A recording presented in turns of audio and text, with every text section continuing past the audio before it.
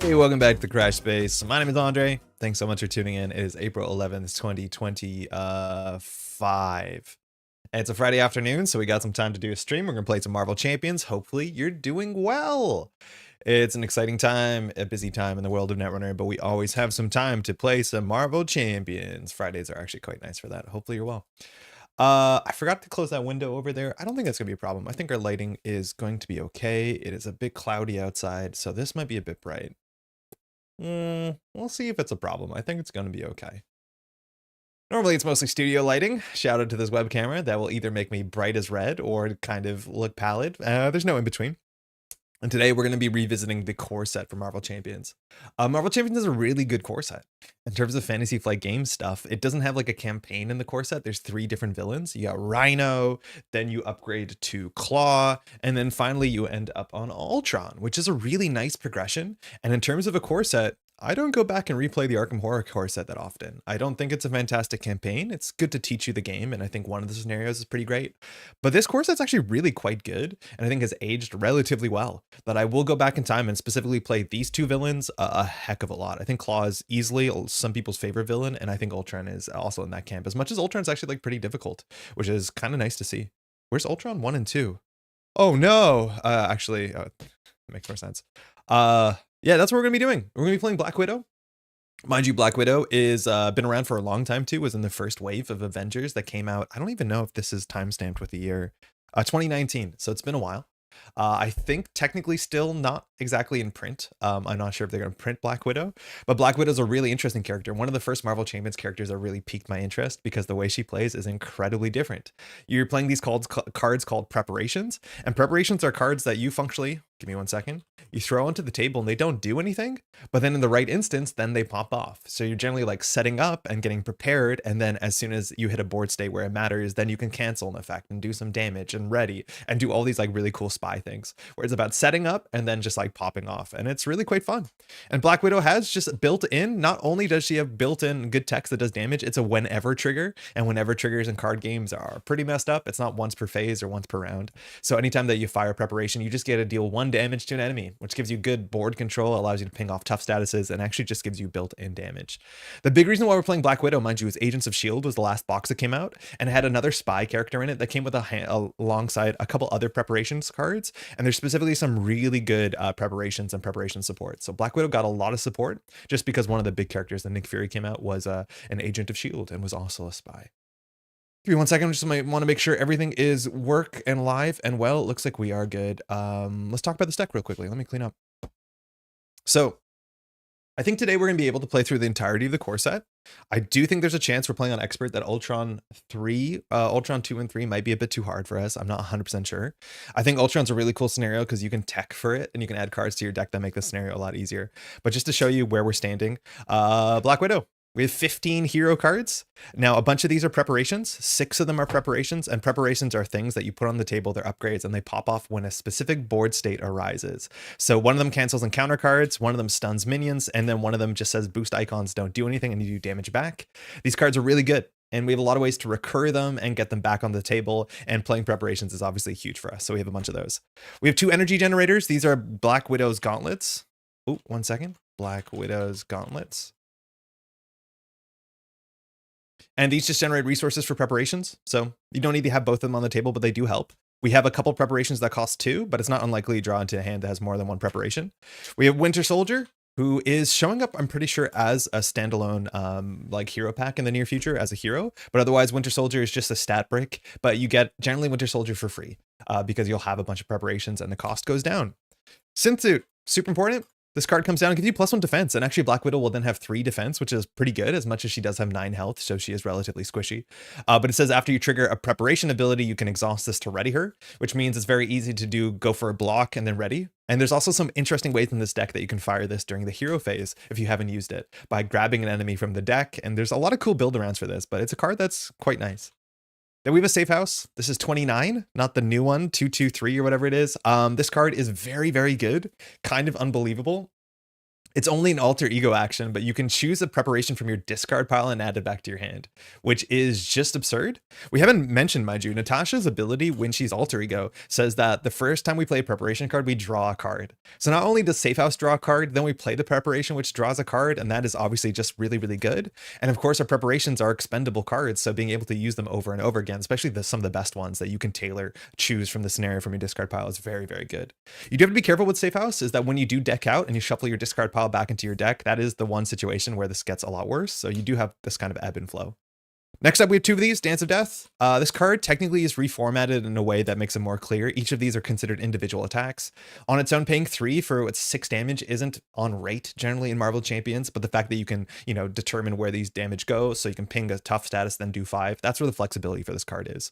I've seen a bunch of builds that like buff this card, because anytime that you buff the damage of an attack event, it buffs every instance. I'm not sure actually if you can do that in Black Widow. There might not be any ways that do it. Other decks can, but it's a fine card. All right, lastly, in our kit, Covert Ops. Very easy to miss this card. It seems kind of reasonable. It's 3 cost for 4 threat and a confuse, and that's not bad at all. But the biggest deal about this card is that it says action and not hero action, which means that this is one of the very few cards in the whole game which you can do while you're alter ego. So you can hang out in Natasha Romanoff mode, playing your preparations in your spy ability trait, and then just like get some threat off and confuse. Very, very cool card. 3 is a bit expensive for 4 threat, but the confuse is definitely worth it, because the more you stay in spy mode, the more that you can play your preparations, draw cards, and stuff like that. Now, this is the part of the deck that you build. Mind you, every Marvel Champions deck is like 15 hero cards, and then you can build up to 25 to 35 extra cards to add to your deck, and that becomes your deck genuinely. We're playing 3 resources. Imagine these, they're like sure gambles. They're just good neutral econ cards. You generally play them if you can. We have Agent Coulson and Quake, which Agent Coulson makes a lot of sense. Quake is fine too, but Agent Coulson's been around for a while, recently reprinted. Cheap enough ally, and when you play him, you grab a preparation, which means functionally he only costs 2 resources if you want to grab the card that he's, that you grab with this and use it to pay for something else. Otherwise, grabbing preparations is obviously really important. Quake is fine. You don't have to care about Quake.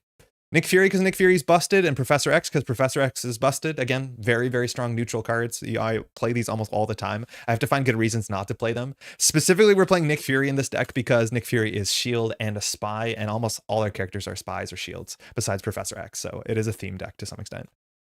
Next up, Grant Ward. This is a new card, and I'm convinced that Grant Ward is one of the best basic allies we've seen in a long time. Thematically absolutely lovely, but comes in for nothing and has great stats, great health. However, forced response. After you reveal a treachery card, if you do not spend a mental resource, Grant Ward stabs you and runs away forever. Which, like, that's not great. But if you fire Grant Ward twice for 1 mental resource, like, that's kind of really good. There's a lot of cases where this comes down. You can, you can't block with Grant Ward, which you have to remember that. I will forget.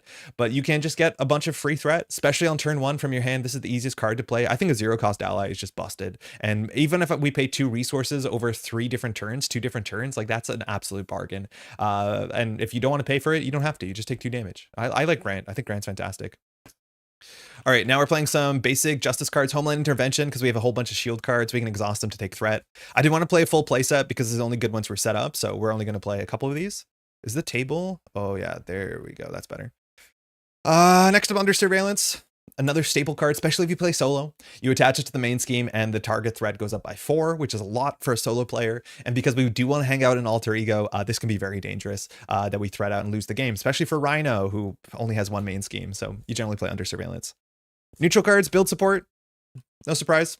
Build support's good. But we want to clear this. And then we go grab a support from our deck. We have some 3-cost supports we don't want to pay for, so why not? And we do have some extra thwarting in the deck. And then Face the Past is actually one of my other favorite new cards that have come out somewhat recently. This is 1 per deck. And when you play this, you have to search your set-aside encounter area for your nemesis, put it in play, but then you draw 3 cards and you can no longer attack the villain for this phase.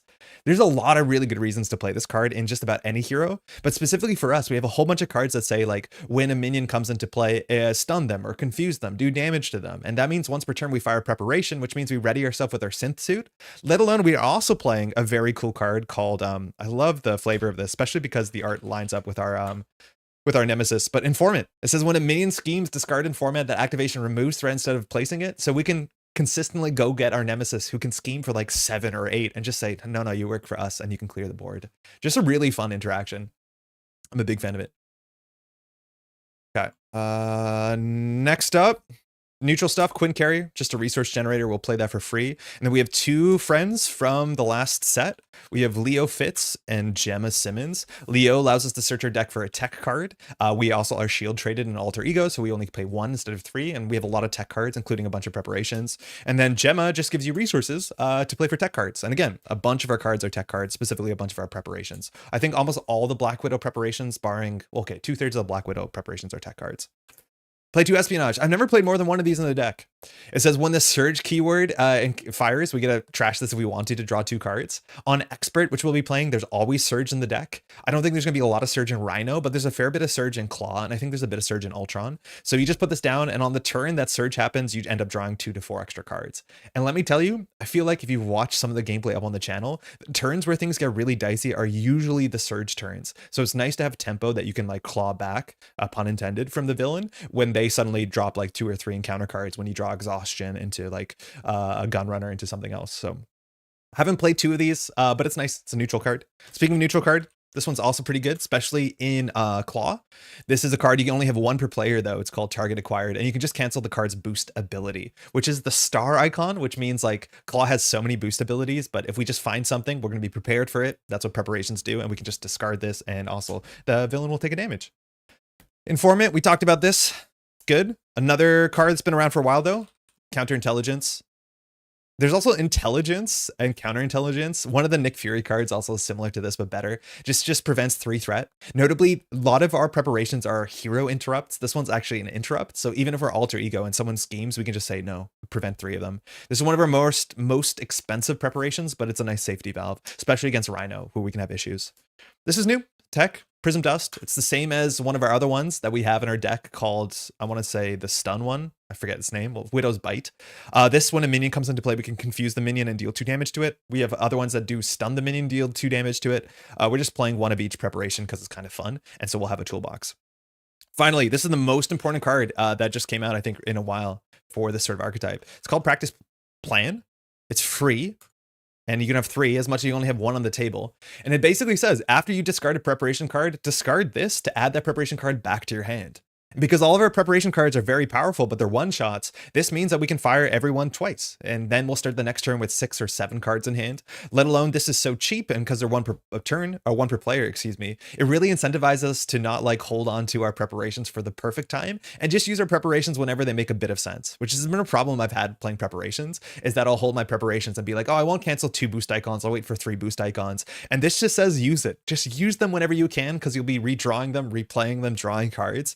And because this is a 0-cost preparation, it draws in Natasha's alter ego, let alone it fires Black Widows, so it does the damage. So it's clicklessly 1 damage and draws a card, which is kind of absurd. This card's really, really good. Now, this is 40 cards. There's 2 cards that I wanted to put in the deck, but I ended up cutting after 1 test game, and it's kind of like 41st card syndrome. One of them is Disguise, which is just a really fun theme that we can exhaust our alter ego to remove 2 threat from a scheme, so we can put our spy disguise on and go do exactly what's here on the art. Yeah. Not necessary, turns out. I think we have enough thwarting without this, but it's cool. And then lastly, I wanted to play Command Center because I've never played this card before. And we have a couple allies, especially allies that thwart really well. And it says 1 per player, after an ally thwarts and defeats a side scheme, exhaust this to deal 2 damage to an enemy. I was worried we'd hang out too often in alter ego and not have a lot of damage on the villain. So having some like built-in damage we can use on alter ego seemed okay. It turns out we actually do want to flip into hero mode like every other turn, just because we want to like build preparations, throw our preparations. So I don't actually think it's that worth it. It's just like quintessentially a card that'll never, it's usually the worst card in any hand, which is unfortunate. I do think if we want to build around Command Center, we'd just probably play more justice cards that grab schemes from the deck, let alone we'd also play more side schemes, but this on its own is not doing too much. So shame, but those were the other things we considered and they did not line up. And that's the deck. We're going to pile shuffle the heck out of this, and we're just going to try and run through the core set on Expert.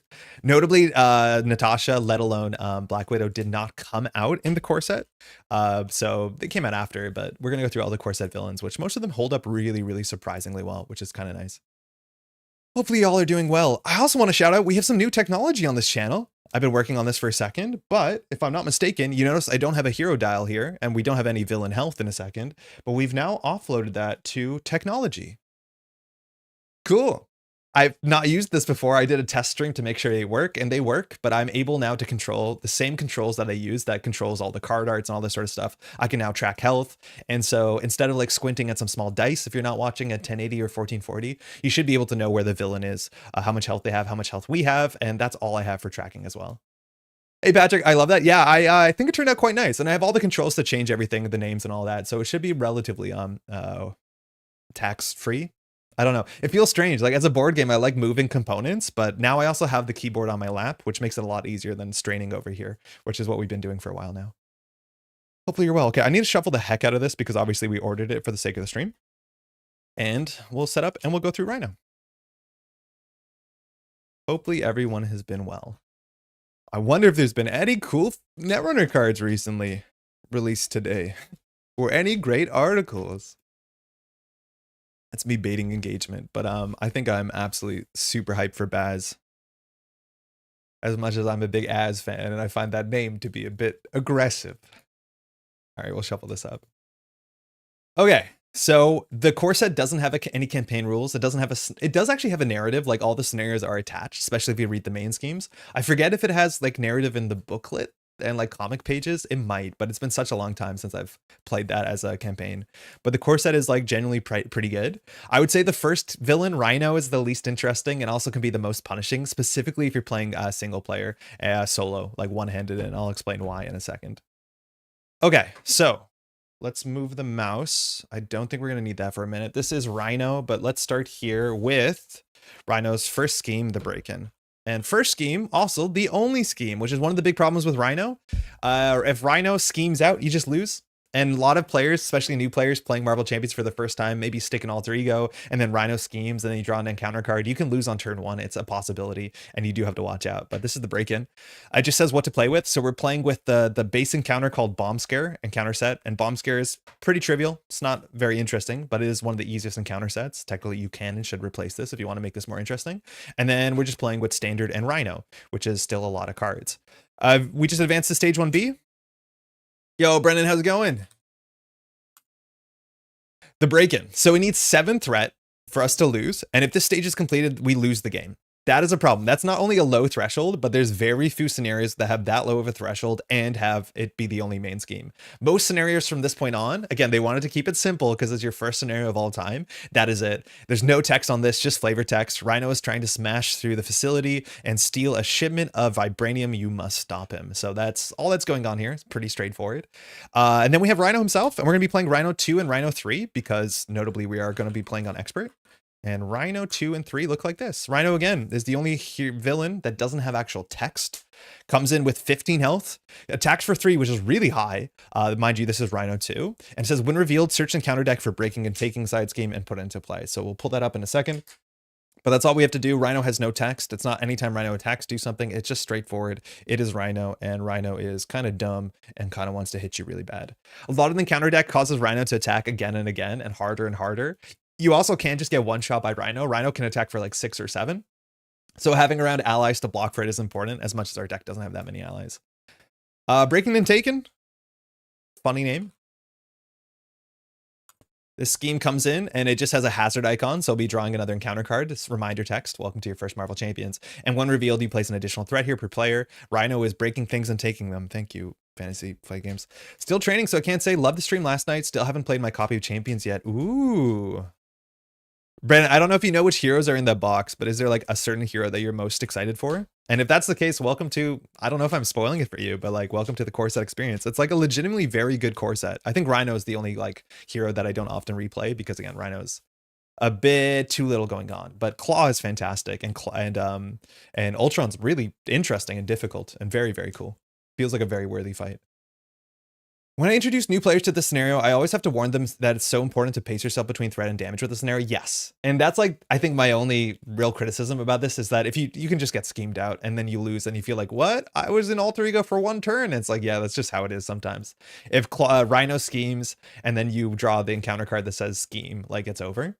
Notably too, something interesting that the designers of Marvel Champions clearly started to learn over time is that very few main schemes start with 0 threat. They usually start with 1 or 2 threat, maybe per player, 1 or 2 threat. And I think that's a lot more interesting because if your character has a lot of threat, at least there's something to do on turn 1.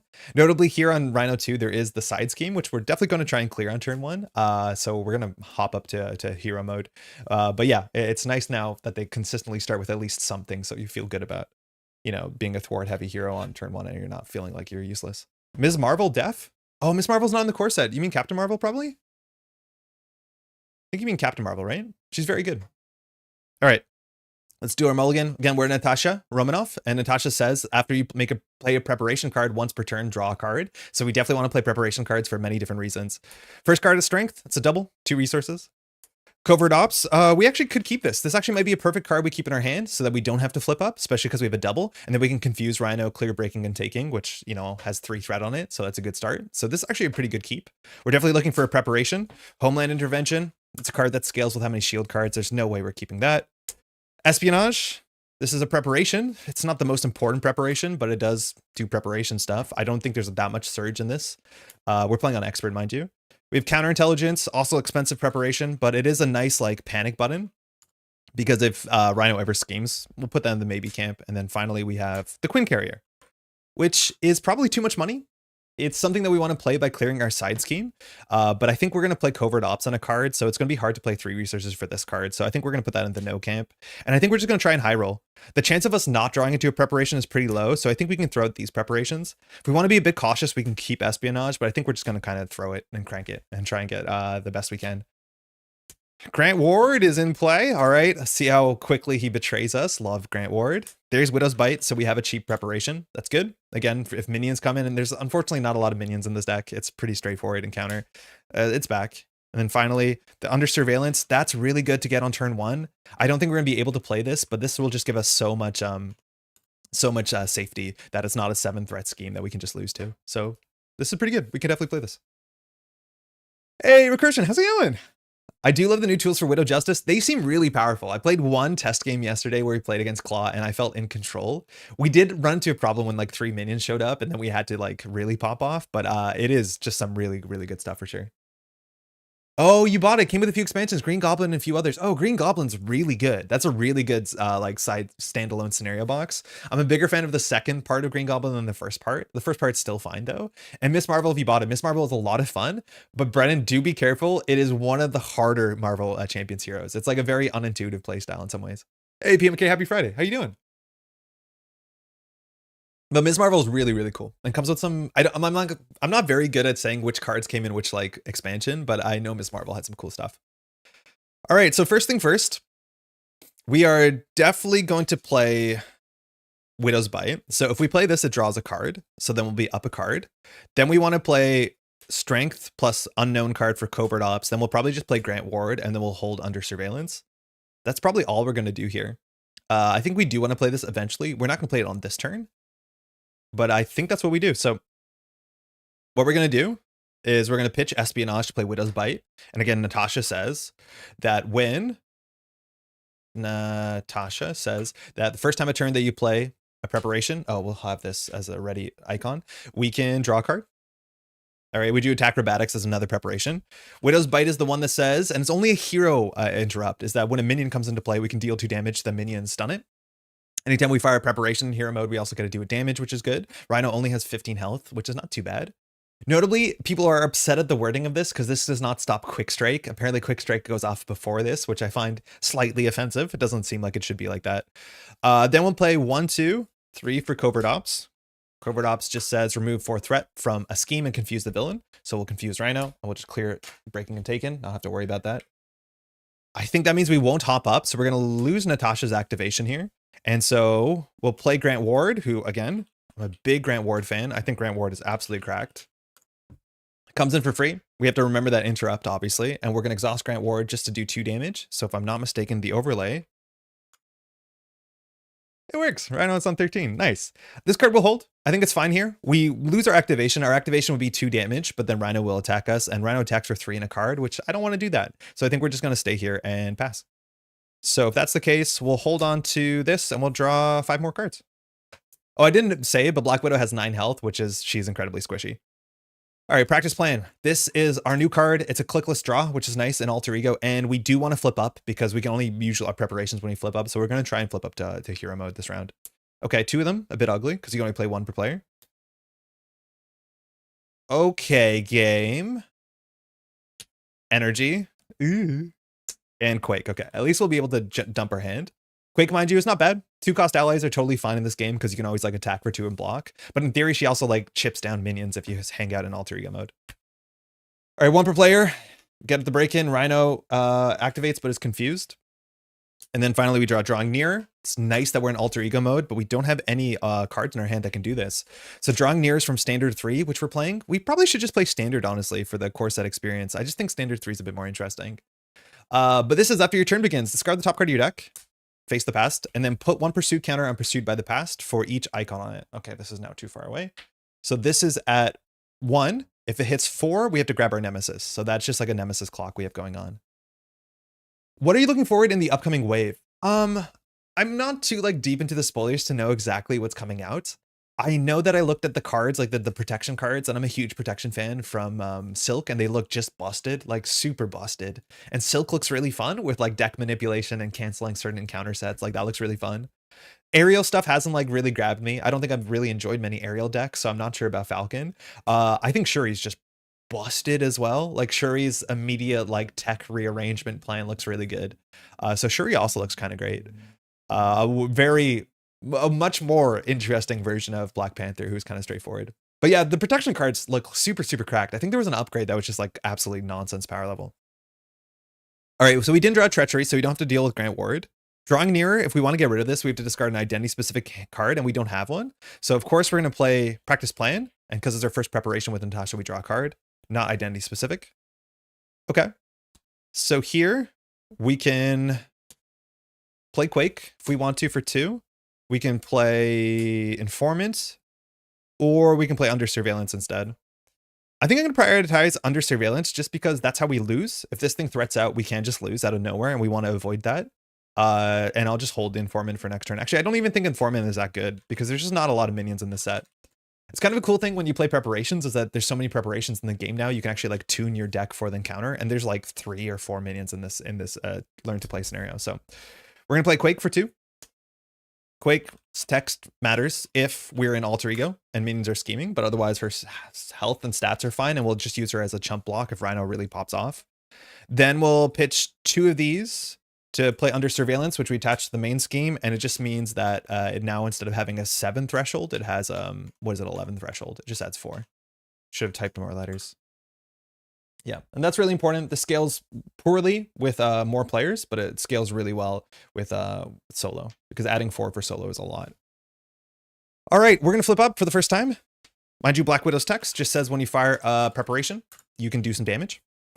So Grant Ward's going to attack for 2. So that does 2 damage. We're down to 11. Quake is going to attack for 2. So down again. And then we're going to attack for 2, which is going to be down 2 more. So we're at 7. It should be straightforward enough. And then we'll pass.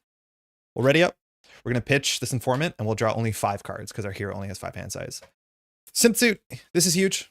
This is what we want. Gives us +1 block. And also after we trigger preparation, we can ready Black Widow. So we generally want to block and then figure out how to fire preparation on when the villain's attacking us or during the treachery round. Another Widow's Bite. That's okay. Leo Fits, which we generally want to flip down and play because we only have the shield trait when we're in alter ego. And this allows us to grab a tech card from our deck every alter ego turn, which is a lot. Winter Soldier. Going to come in for 2 resources. If we play Widow's Bite, even less. And then finally, we have Build Support, which is our side scheme that we can play to go search our deck or our discard pile for a Quinn Carrier and play it for free. And we can do 3 thwarting, I'm pretty sure, this turn. Notably, we have a couple mental icons, so if Grant Ward goes haywire, we'll have a way to deal with it. So that's not too bad. This goes to 2 of 11, and now Rhino's going to attack us for 3 and a card. So we have some options here. We can't block with Grant Ward, but we can block with Quake. We can block ourselves for 2, but I'm pretty sure we want to use our own damage to either clear the break-in or to clear build support.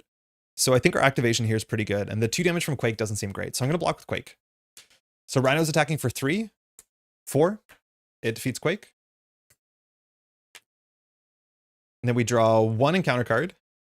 This is the Treachery. So Evil Alliance, oh, things are pretty bad here. Each Nemesis minion in play activates against you. If no minions activate this way, place 3 pursuit counters. And as soon as this thing has 4 pursuit counters, it clears itself.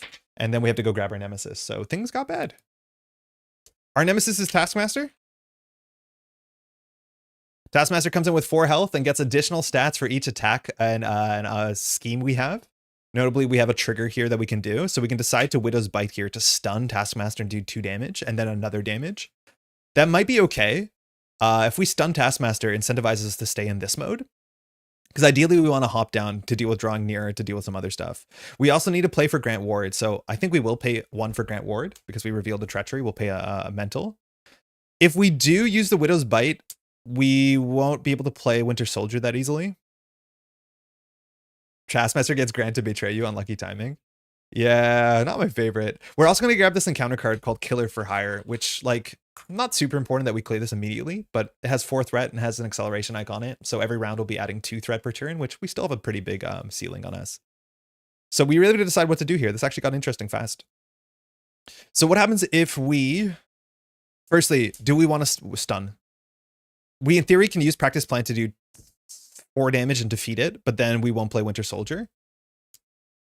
Because Widow's Bite will do 2, then Black Widow will do 1, Practice Plan will add this back to our hand and do 1. That will shoot Taskmaster. I think we just do it and just say, like, we're not going to play Winter Soldier here. So if that's the case, we're going to fire Widow's Bite. Widow's Bite says deal 2 damage to an enemy and stun it, a minion that came into play.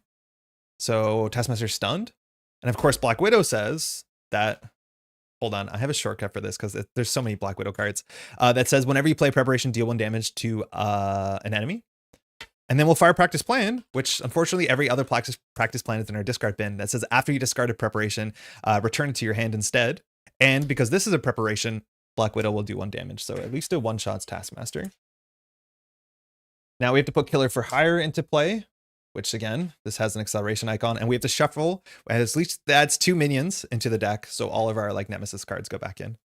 We'll just split them up a bit and give it a good shuffle. And now we have to decide what we're going to do with Grant Ward. Because the timing on Grant Ward, I don't think it's an interrupt. It probably is. But it says after you reveal treachery. So I think that's after you do the whole treachery. I'm not sure if it's like while the treachery is resolving or not. I think some of the timing stuff in this game is like not very obvious to me. They have like very specific use cases of words like when and if and like, I don't know. But I'm pretty sure this will be after the treachery. So we have to figure out what our turn is.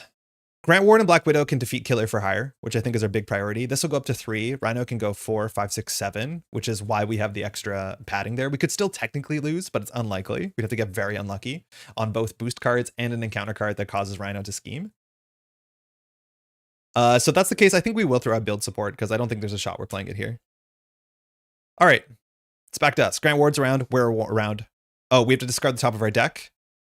That's a Widow's Gauntlet. We wanted one of these. It just gives a resource a turn, and this goes back up to 1, which we don't have to deal with immediately because it's going to be a while before it goes up to 4. There's only 1 card that adds 3 of them, and then we drew them. All right, Winter Soldier is useless. Leo we can put on our downside. I don't know if we can play the Synth Suit unless we draw some resources here off the top. So I think if that's the case, we're going to not play anything until we go down to Alter Ego, because then we'll draw a card. So I think we'll just do Black Widow and Grant Ward, defeating Grant Ward to get rid of Killer for Hire. And notably, Grant Ward costs us 1 resource for 6 thwart. Like, it's just such a good card. Absurd. We'll flip down. Now, again, Natasha's ability says if you play Preparation, go ahead and draw a card. How many preps can we play? If we play 2 preps, Winter Soldier will cost 2. We're not going to do that. So, in theory, is there a tech card we want to grab from our deck with Leo? Because we should do that before we draw a card so we don't, like, waste a card draw. I couldn't tell you specifically if there's a tech card we want. Oh, I think there is a tech card we want. It's going to be our Gauntlet so that we can play our next preps. So I'll pitch Winter Soldier for Leo because we have the shield trade on Natasha's side. And then we'll exhaust Leo to search her deck for a tech card. And if I'm not mistaken, the last card is a Black Widow's Gauntlet, which gives us a resource a turn to play Preparations, which it's good to get that as soon as possible. We lost 1, but the second one we'll definitely keep. Then we'll pitch a Widow's Bite to play the Black Widow's Gauntlet. We'll use the resource on the Gauntlet to play Widow's Bite, the one that we just added back, which fires Natasha. We draw a card. This gives us attack acrobatics, and now we have some choices here. We can discard the Synth Suit to clear drawing nearer. We can hold the Synth Suit. We could hold attack acrobatics to be able to draw a card next turn, but with the Leo Fits, I don't think we're going to have a problem finding a Preparation. So I'm going to hold on to the Synth Suit because I like it a lot, and getting extra block against Rhino is good, and we'll throw out attack acrobatics to deal with drawing near. So drawing near, you have to discard a card from your identity. It's class. All right, we'll hold the Synth Suit, so 1 of in the deck, seems good. And we'll draw up Grappling Hook, Preparation, Professor X if we need some big threading and some confuse. Safe House is busted, so that's good that we have Safe House. Target acquired to cancel a boost icon. I'm not sure if Rhino has really powerful boost icons. And then finally we have Agent Coulson if we want to play another ally, and this draws a Preparation from our deck and discard. Yeah, sick. All right, this goes to 3. Rhino's going to scheme for 1 in a card, boost icons, 1 icon. We lost to a Hydra Mercenary, so this goes up to 5 of 11. And if this encounter card is an advance or the equivalent. Oh, Hydra Mercenary. This is from Black Widow's Nemesis. So Hydra Mercenary, not a lot of text on it, but very annoyingly, it has guard, which if I forget that, I get really upset about myself. So that means with guard, as the reminder text tells you, you cannot attack the villain. Notably too, Widow's Bite, which can immediately do some damage and stun, is a hero response. And because we're alter ego, we can't touch it. So no good for us. But that's not that bad. It has obviously one attack. We can let it tickle us for a moment and not really care about it. All right, hand is good. I think the first thing we're going to do is going to use Leo, and we're going to search our deck for a tech card. Not sure what we have left. We have two options. One of them costs 2, one of them costs 1. I'm going to go for the 1 cost 1 because I'm not convinced we can play the 2 cost 1. And we just add it to our hand. We've almost gone through our deck, mind you. Natasha not only can install a lot of cards really quickly, but she actually draws a fair bit. And so you do end up cycling more than you think. Because eventually, once you have like 7 preparations, your deck is only like 20, 25 cards. Okay. We want a safe house. So what's our priorities here? We can definitely start by playing. I'm assuming we actually want Grappling Hook more here because Grappling Hook is the one that just cancels an encounter card. And there's a whole bunch of counter cards that just say like Rhino attacks you. And like, we don't want to deal with that. We have 9 health. Like, we're relatively squishy. I don't think we're going to need target acquired because there's not that many boost cards. So I'm going to spend 1 from Widow's Gauntlet, 1 from target acquired to play Grappling Hook, which fires Natasha once per turn, draws a card. Oh, we got Nick Fury. Oh, that makes us harder. I think the most important card in our hand right now is Safe House, because Safe House is like really good. It just means that we can add a preparation. We can get a 0 cost preparation, and that means we can play Widow's Bite or Grappling Hook twice. Notably, we're not going to deck out this turn. We're going to deck out soon. So getting a bit more juice would be nice. If we Nick Fury for 4 cards, that might be fine too. So say that we play Safe House for, let's say, 1 card. What are we doing with the rest of the hand? I think the rest of our hand, we should just play the Synth Suit, or we should play Prof X to clear the break-in. We could also play Agent Coulson. If we play Agent Coulson, there's no 0 cost preps. So if we do 3-1, we get a prep back. Yeah, that's not great. I think I'm going to throw out the Synth Suit and assume that we'll get the Synth Suit back with Leo in the next cycle because it does have a tech trait. So if that's the case, we'll pitch Prism Dust for Safe House. We'll use the Safe House because we're alter ego to search our deck and discard pile, and we'll get one of our practice plans, which allows us to double up on preps. So we're already on 3 preps. It would have been nice if Widow could only use one of her preparations in alter ego. It would still fit thematically as a spy, and there would be less awkward timings. I like that it encourages you to hop between alter ego and ego. Alter ego and hero. Like, that's kind of cool that you do like the behind the scenes shield work, and then you do the frontline Avengers work. Like, I think that's kind of neat, but I hear you. It'd be very, very powerful if you could fire some of these in your alter ego, but it's more so about being in the field, I guess. All right, we're going to flip up. Now we can play one of these 3 cost cards, either Professor X to do some clearing and confuse Rhino. Mind you, Prof X is the one card that is arguably out of theme, but Prof X is just a really good neutral card. We can play Agent Coulson and hold another card in hand. I don't like that. Or we play the Synth Suit that gives us +1 defense. I think we're just going to go for Prof X. So we'll play 3. When Prof X enters play, mind you, he only lasts 1 round, so he's very good for blocking Rhino. You can either ready an X-Men character. We'll never do that because we have none. We can stun a minion, which I don't care about the Hydra, or so we'll confuse Rhino because that's more likely how we lose. Then we'll use Professor X to clear 3. We'll use Black Widow to clear all of that. And that's it. So we have to remember, we can stun a minion, we can cancel a treachery, and this one's a really good one to play twice with practice plan because canceling treacheries is very, very good in this game. 1, 2, 3, 4, 5. We have 2 cards left. Our cards are another Grappling Hook. We have a Dance of Death, which is our big damage card. We want to play them as much as we can because we're just going to need some amount of damage. Homeland Intervention, which hasn't looked too good in this deck, but we do have some shield cards like Safe House and Leo. So if we ever stay in like hero mode, it gives us value from our alter ego cards that don't do anything. Another Dance of Death and Gemma, which we want to hop down to play Gemma because she becomes cheaper if you are in shield. And we're only in shield when we're Natasha. All right, 1 goes here. Rhino attacks for 3 in a card. We'll block with Prof X.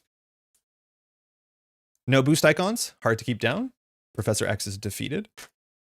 Hydra Mercenary will attack for 1. Black Widow's on 8, we'll take it. And then we'll draw an encounter card. It is I'm Tough. So I'm Tough says, give Rhino a tough status card. If Rhino already has a tough status card, this card gains Surge. Bring it, says Rhino. A tough status card is like pretty weak for an encounter card. I probably shouldn't cancel this with practice plan. I really shouldn't. It's just a tough. It's just 1 damage. It doesn't matter. But we could, and I don't think we're highly incentivized to. I'm not going to cancel this. If this card was any worse than this is like the most banal encounter card. We're just going to let that go. And it's back to us. Okay. So what can we do here? If we play Dance of Death, we can defeat the mercenary. We can take the toughness off. Dance of Death allows you to reassign damage in really fun ways. So we could do 2 to Rhino, 1 for the tough, 3 for the mercenary. We have no problem flipping down because of the confused status, which seems pretty good. I can put this slightly further away, yeah. My monitor's in 1440p. I'm pretty sure on YouTube it doesn't look this good. So let me know if you can't read these stuff. I worry when I do this that the cards get a bit blurry, but on my side, they're like kind of legible. Kind of neat. What else are we playing here? We want to play Gemma for sure. We have a preparation that Gemma can play this for free. So unfortunately, we have no other research generators we can use. So if we want to play Dance of Death, we have to do like 1, 2, 3. Then we hold Gemma, but we could do Safe House just to grab a card to play Gemma and then just not play a thing. We probably should have used Practice Plan, honestly. Just because another card in our hand would be pretty good here. And so that we can use Safe House to get the second Practice Plan out of our deck. And honestly, might have been right to cancel that tough just because like we need to get value from our engine. And this turn, we're not doing that much. It's weird how that is. This card really incentivizes to use your things and just get ready. Whatever. We'll do 1, 2, 3. Dance of Death, do 1 to an enemy. We'll take... Oh, no, guard. We have to do this first. Oh, so it is kind of ugly. I knew we were going to forget guard. But the Hydra Mercenary has guard, which means each of these are considered different attacks. So we have to do 1 damage to Hydra Mercenary, 2 damage to Hydra Mercenary, 3 damage to Rhino, which is pretty bad because of the toughness. So for multiple reasons, we should have fired our grappling hook. Nothing has changed. I think we're going to be able to rewind this. So I'm tough as resolving. We've gained no other information. So let's rewind this. So when you reveal a treachery, use grappling hook.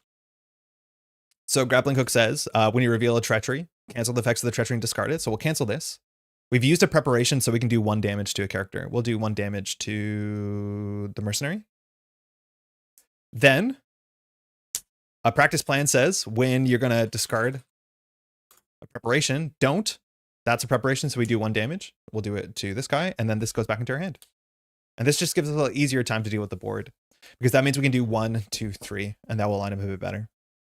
So we'll play Dance of Death. We'll pitch Homeland, we'll pinch the second Dance of Death, and we'll pitch a grappling hook.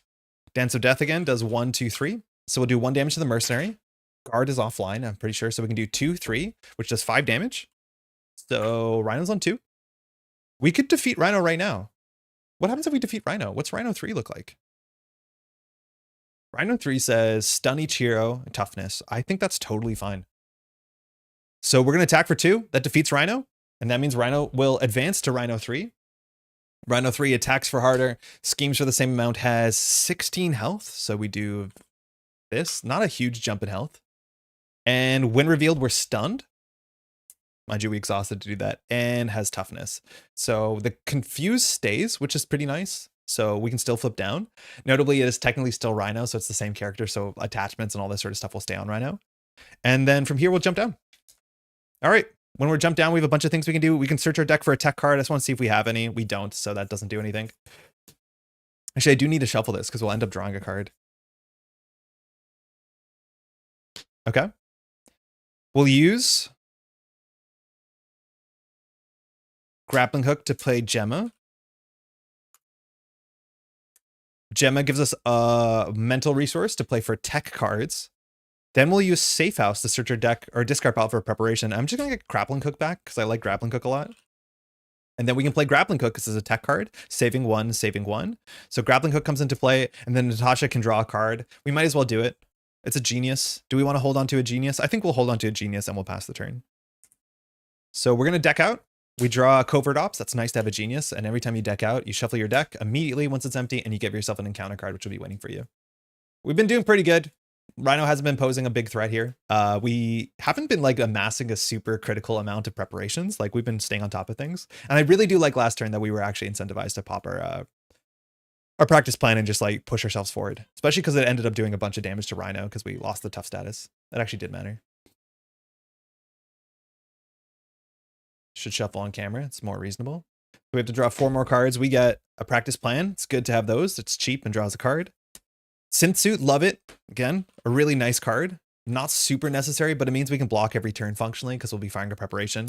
We have the Prism Dust, which confuses and does 2 damage to a minion when it enters play. And then finally, a Widow's Bite, which is the same, but it does stun instead of confuse. Mind you, this card did just recently come out, and mind you, confuse and stun are really good in this upcoming Agents of S.H.I.E.L.D. box. Nanako needs to get out. She realizes that she's trapped in. Give me 1 second. Here you go, little friend. And I'll see.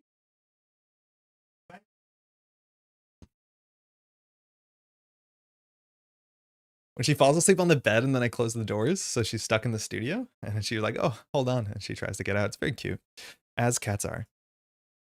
Okay, gotta head off. Great to catch you live as always. Have a good stream. Thank you. Enjoy the rest of your weekend, eh? This goes to 2. Rhino's confused. Our encounter cards are, mind you, we can't cancel anything because all our interrupts on preparations are hero mode. Hydra Bomber. This is from the Bomb Scare. So it comes in with 2 health. We can't do anything neat to it because, again, they're hero interrupts and we're not a hero. It says, when revealed, choose to either take 2 damage or place 1 threat on the main scheme. I'm actually a bit more worried about taking damage because if Rhino does eventually draw like 1 really big attack and we don't have someone to block, it can be bad. So I'm just going to put a threat on this scheme. We have a lot of like headroom, so that's not too big of a deal. And then Hydra Mercenary.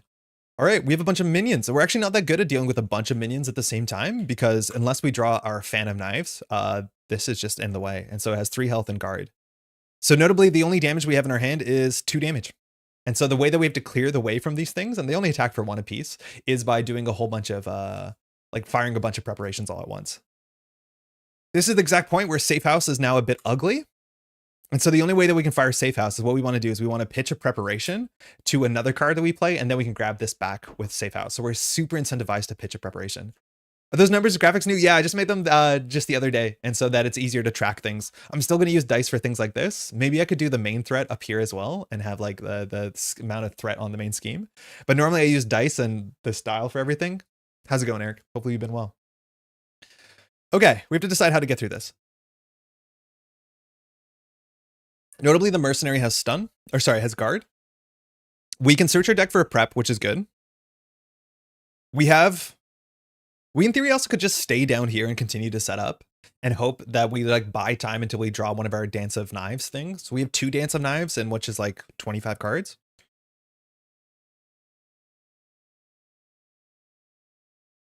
$13. This turn we can easily draw 2 cards, so it's 23 cards. We want to get a Dance of Knives because Dance of Knives cleanly deals with the table. We're also stunned, which is notable because we have to do an attack first. So I think if that's the case, we might actually just continue to set up this turn and not do anything super wild. And then just say like Rhino is going to be confused when we play our covert ops. And notably, this is not a hero card. You can play this on either side, which is super easy to miss as a newer player. And then we'll just continue to set up. I think that's fair. So if that's the case, let's just go search our deck for a tech card. I'm not sure if there's anyone that really we want, but just a 1-cost card will be totally fine here. So we're looking for tech. We can grab a Gauntlet. That actually is probably okay. We're relatively close to the end of the game, so I think grabbing a Gauntlet is a bit like kind of extra, but that's the only tech in our deck, I think. That's kind of weird. So we'll grab that and add it to our hand with Leo. Gemma can play for free, so might as well, I guess. I don't know if we need all the resources this turn. So we'll use Gemma, who generates a mental resource for a tech card, and we'll just stack these. So we have 2 gauntlets. Okay. Then we will pitch 1, 2, 3 for Covert Ops, which removes 4 threat from a scheme and confuses the villain. So Rhino is dealt with. And now we can use the Safe House to search our discard pile for a preparation and add it back to our hand. So that's why we pitched 1 to add it back. Better ordering here would have been 2. Now we can use 1 from this to play a Widow's Bite. And it's the first time we play preparation, so it draws a card. We have Grant Ward. Oh, Grant Ward can do some damage and loosen these folks up, which would be nice. I feel like this is slightly too close. I need a bit more space. Could zoom the camera out a bit, maybe.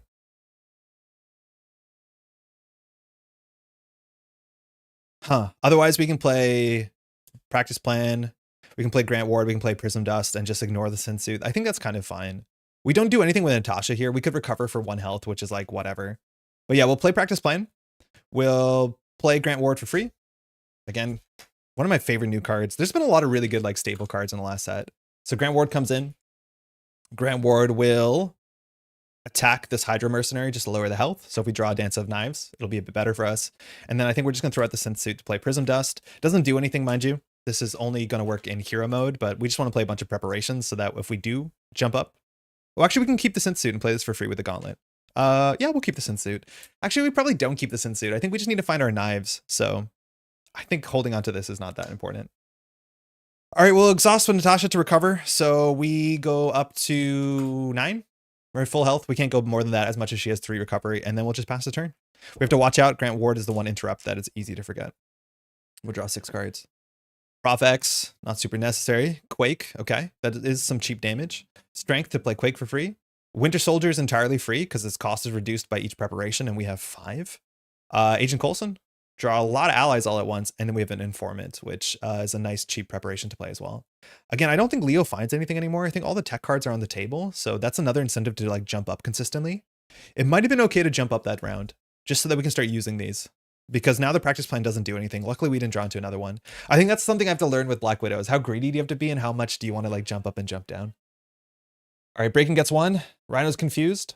Hydra Bomber puts on 1. Hydra Mercenary has 0. Encounter card. Sandman. But not that guy. Definitely not that guy. Forgot the Sandman is a minion. Sandman is in here, just has 4 health and toughness. So unfortunately, a lot of minions. This is going to be harder to deal with. Again, welcome to the first scenario where cards just have text. Well, sorry, they just have keywords. We didn't reveal treachery, so Grant Ward doesn't do anything conniving, and then it's back to us. All right. All right. We have a lot of work to do. We need to draw into one of our Dance of Knives. So I'm going to just Leo Fitz to make sure that our deck has no tech cards in it. I think it doesn't. We want to draw a Dance of Knives. Wait, there's no Dance of Knives in our deck? What? Huh? Wait, hold on. Did I miss them? Covert Ops?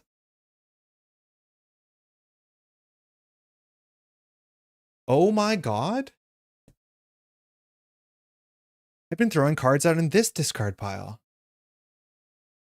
This is the thing with having this near my deck. I'm doing it, but we threw out 3 cards. One of them is a tech and 2 of them are Dance of Knives. These needed to be in our deck, so we had 0% chance of drawing into a Dance of Knives. I'm glad I checked. So we're just going to roll with it and shuffle these back in. The one card I shuffled back in was actually a tech card, so we did lose a draw last turn. I think we shuffled in, yeah, Grappling Hook, which is tech. So wow, good thing I checked there. Otherwise, we'd be trying to draw into those cards for the whole game. That being said, we can still draw 1 card here with Gemma. Oh, we'll use Leo to grab that Grappling Hook, excuse me. You gotta make sure that's the encounter discard bin. Its new position is like kind of getting me sometimes. Because it's in the same quadrant that I keep my hand. I'll figure it out. All right, we also have to remember we're stunned. So if we top deck a Dance of Knives, it'll be really, really good. One time. Okay. So things that we can do. We have a prep in our hand, so we can play Informant. It'll draw a card. It's free. That's fine. I think I'd rather play Grappling Hook. So I'm going to spend 1, 2, because it's a tech, for Grappling Hook. Natasha draws a card, Dance of Knives 1 time. No, it's a practice plan. Bummer. Can't play it. Checking our bin, we have no preps in there. So we can do some prep greed. Oh, we could have done Coulson first, which would take a prep out of the deck. That actually would have been better. So we have a slightly higher chance of finding our Dance of Knives. Winter Soldier will come in for free. Notably, we only have 4 ally slots, but Winter Soldier is entirely free because in theory, he should actually give us money. Am I right? But yeah, that is going to be fine. We could play Professor X to stun a minion. Stunning Sandman's actually kind of reasonable. Because Sandman attacks for a lot. Otherwise, we can play Quake. And actually, Quake would be pretty good for us. Because Quake can just, like, slowly kill these. Mind you, Quake has really good text for this scenario. However, it forces us to stay in Alter Ego, which is kind of frightening. Because we'll put 3 here. Rhino will put 4, maybe 5, 6, 7. Sandman can do 8, 9. Hydra Bomber can do 10. If we had a Covert Ops, that would be okay. But it's, like, just kind of dicey to keep down here. But she could, like, defeat some of these slowly. I think we just need raw damage. So I'm going to pitch 1, 2 for Quake. Then I can use Safe House to go grab the preparation just so we have another resource in our hand. Now we only have 3 ally slots, but we can always over install and just trash Grant Ward, which will be fine. I think that's fine. Then we can just play Coulson with his hand and then play whatever the last preparation is that we grab, which can... The thing is, like, I'm not sure how the rules work. If I pay 3 for Coulson, these cards, are they immediately in the discard pile or are they in some like set aside zone that Coulson can't touch them? This is after Coulson enters play. So I'm assuming you play all cost and then enters play and then you can grab the card back. I'm pretty sure that would be how it works. So we'll flip up. We're confused, stunned. So we'll just attack to get rid of the stun. Okay, getting things on 1 health is also really good because that means we can just ping them with, oh, we have no attack acrobatics. We definitely need an attack acrobatics here. So Coulson will get an attack acrobatics for sure, but attack acrobatics just cancels boost icons. And then that's the easiest preparation to fire when the Rhino attacks us. Okay, if that's the case, we want to get rid of Sandman. So Grant Ward will attack. Oh no, that won't work. Discard all cards first. Oh, thank you, Fabian. So they are in the bin. I'm assuming because it's not when it enters play, it's after it enters play, which means that you've paid all costs and cleaned the table. That makes sense, right? Okay, so we want to use Agent Coulson to take the toughness off of him and then attack a 2 and 2, which means we can use Winter Soldier to just defeat the Hydra Bomber. Sorry, we won't use Winter Soldier. We'll use Ward to defeat the Hydra Bomber.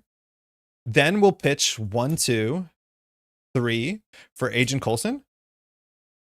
We are over our ally limit, which means we can just discard Grant Ward, so we don't have to worry about his problems.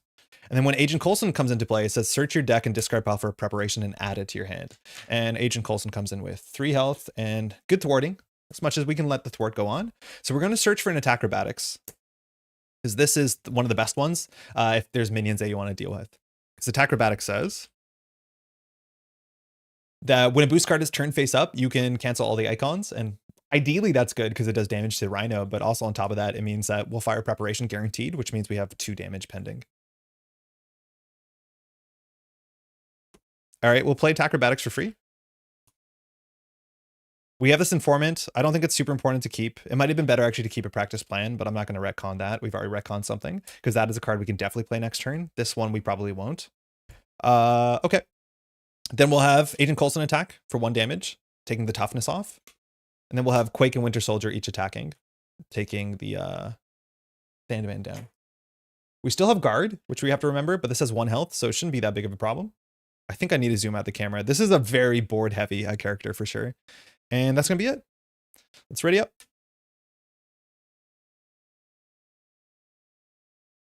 We'll discard Informant, draw 5 new cards.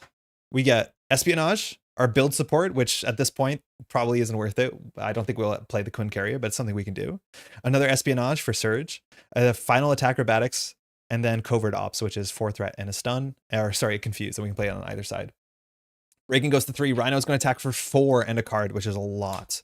We're going to chump block with Quake.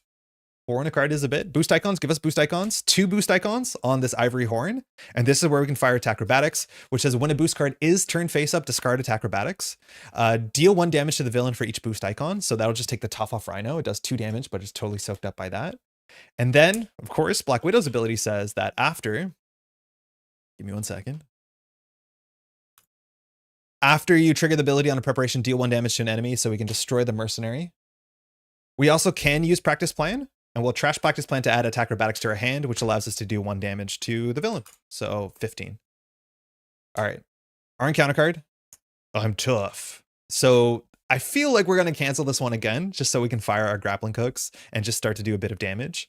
Otherwise, we don't have a grappling hook in hand. I think it's okay just to cancel this. It's like super, super minor. We already will have another grappling hook, but we're just going to cancel it. And that does the damage to Rhino because of Black Widow's ability. So we're on 14. On the table, we have 2, 3, 4, 5, 6, 7 damage, which is a lot.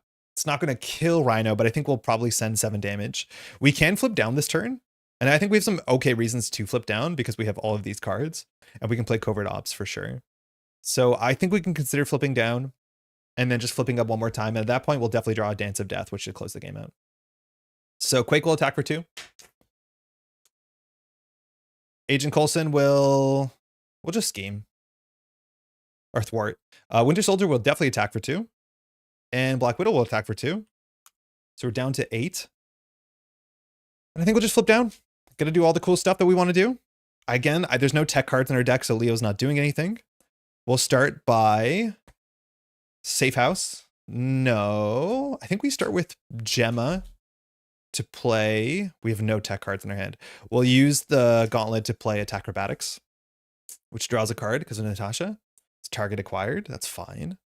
So we definitely want to play Covert Ops. I'm just going to pitch 1, 2.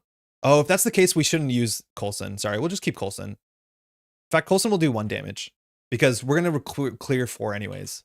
So we're down to 7. So sorry, it'd be 1, 2, 3. So Covert Ops clears 4 and confuses.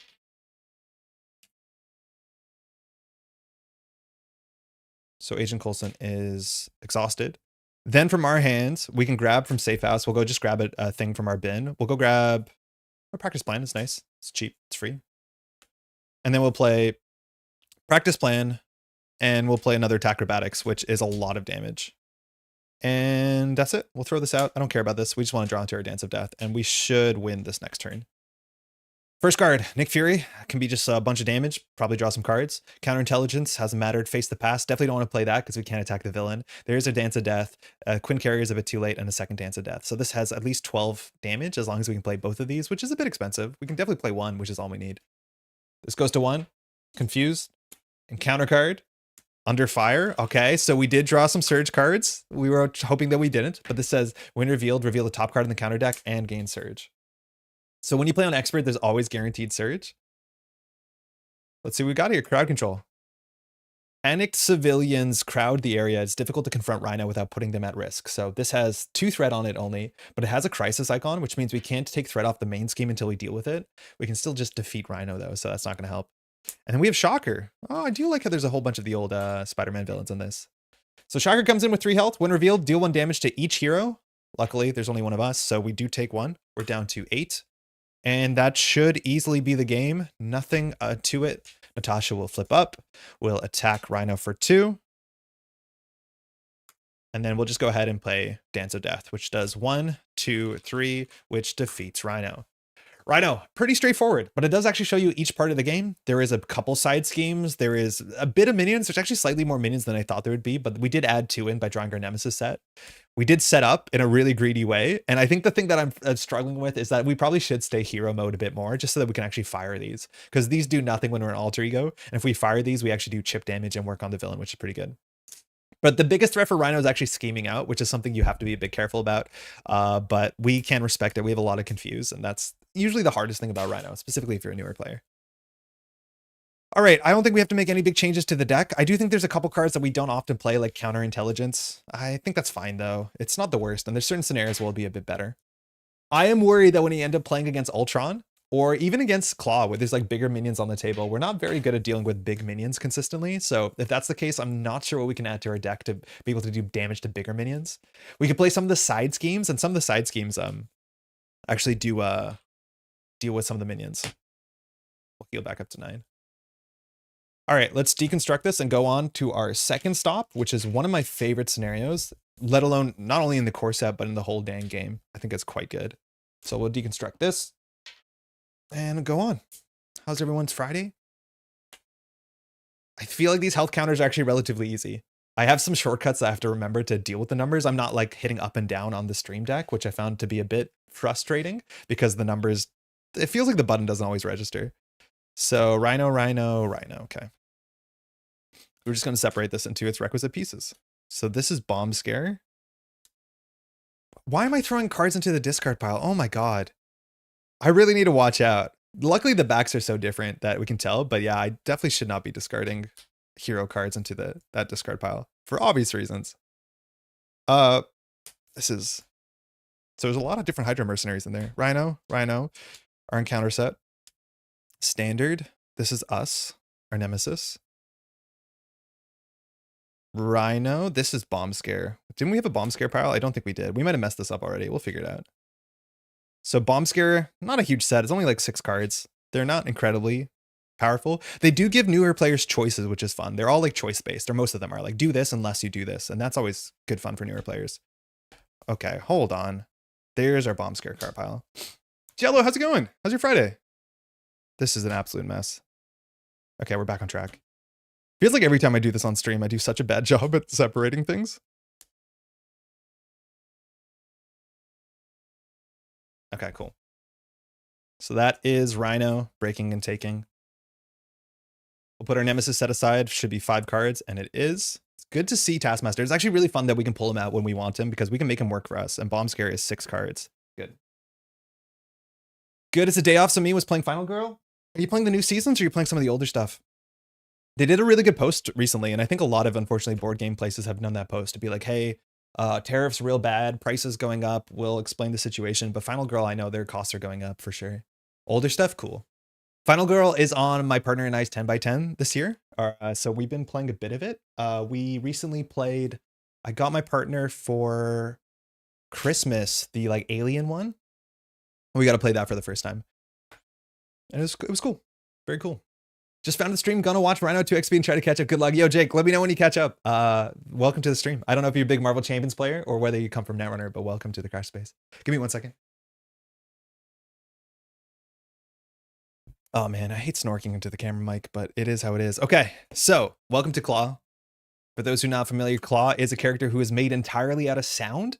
I'm not too familiar where Klaw comes from. I think Klaw was played by Andy Serkis in some of the like Marvel Cinematic Universe things. Villain name Klaw. Villain set health to 18, which will actually increase pretty soon. Klaw is really exciting because Klaw cares about boost cards, and boost cards are really exciting because every version of Klaw, 1, 2, or 3, has that same forced interrupt. When Klaw attacks, give him an additional boost card for this activation. Now, Klaw's attack is really low. It's a 1 compared to like 3 or 4 from Rhino, but every time there's boost icons that either have damage, like just more numbers on them, or they have cool boost texts. A lot of them like could stun you or confuse you or more accurately exhaust you when you get buffeted by sound. This is just like a really fun scenario. It also does notably have the set of, if you want to play with the base set of Masters of Evil, which are some bigger minions that all have like pretty relevant text. And so you have to figure out how to deal with them. And it's just a really good, nice mix of like side schemes, small minions, big minions. This is like for a lot of people, the perfect quintessential Marvel Champions scenario. Bought it like a week ago because my LGS bought a bunch of it. So I picked it up like 5 films in the core. Oh, super cool. I do like the films idea. I do think like the fact that you can, just like this game, mix and counter sets from different worlds and different places is like pretty charming. All right, underground distribution. As the last one we played only has 1 main scheme, this one actually has 3 different main schemes, so you can advance. Or this one has 2, excuse me. It's the next one that has 3. So that's a nice change for people who get frustrated as a new player experience when they lose in 1 turn. But this plays with Klaw, Masters of Evil. Search the encounter deck during setup for the defense network and put it into play. Shuffle the encounter deck. Cool. So we'll talk about this in a second. It comes in with 3 threat. And then the back of this has some pretty fun text. I don't think they do things like this anymore. It says, your investigation reveals that the criminal enterprise is operated by Klaw and an old rival of the Avengers. And then there's some goofy art of Radioactive Man and the guy who's dressed like a tornado. I don't know his name, Whirlwind or something? Yeah, Whirlwind. When revealed, discard cards from the counter deck until a minion is discarded. Put that minion into play, engage with the first player. So that means we have to shuffle up everything. Immortal Claw is technically in there, but it doesn't matter. I'll just put it aside. A lot of times they will say after you do this, shuffle the deck back, the discard pile back into the deck. They didn't do it on this one, which means if all the minions are in the bottom of the deck, you can just randomly like remove half the deck from the game, which has implications on how fast the game accelerates. A lot of the new scenarios also say like search the deck for a minion and put it into play. This one says discard until you find one. So we could draw like a 7 health guy on turn 1. We could also draw a 1 health guy on turn 1. Who knows? Still exciting though. But yeah, the beginning of Klaw can be a lot because there's minions in play. There's going to be multiple side schemes as well. All right, here we go.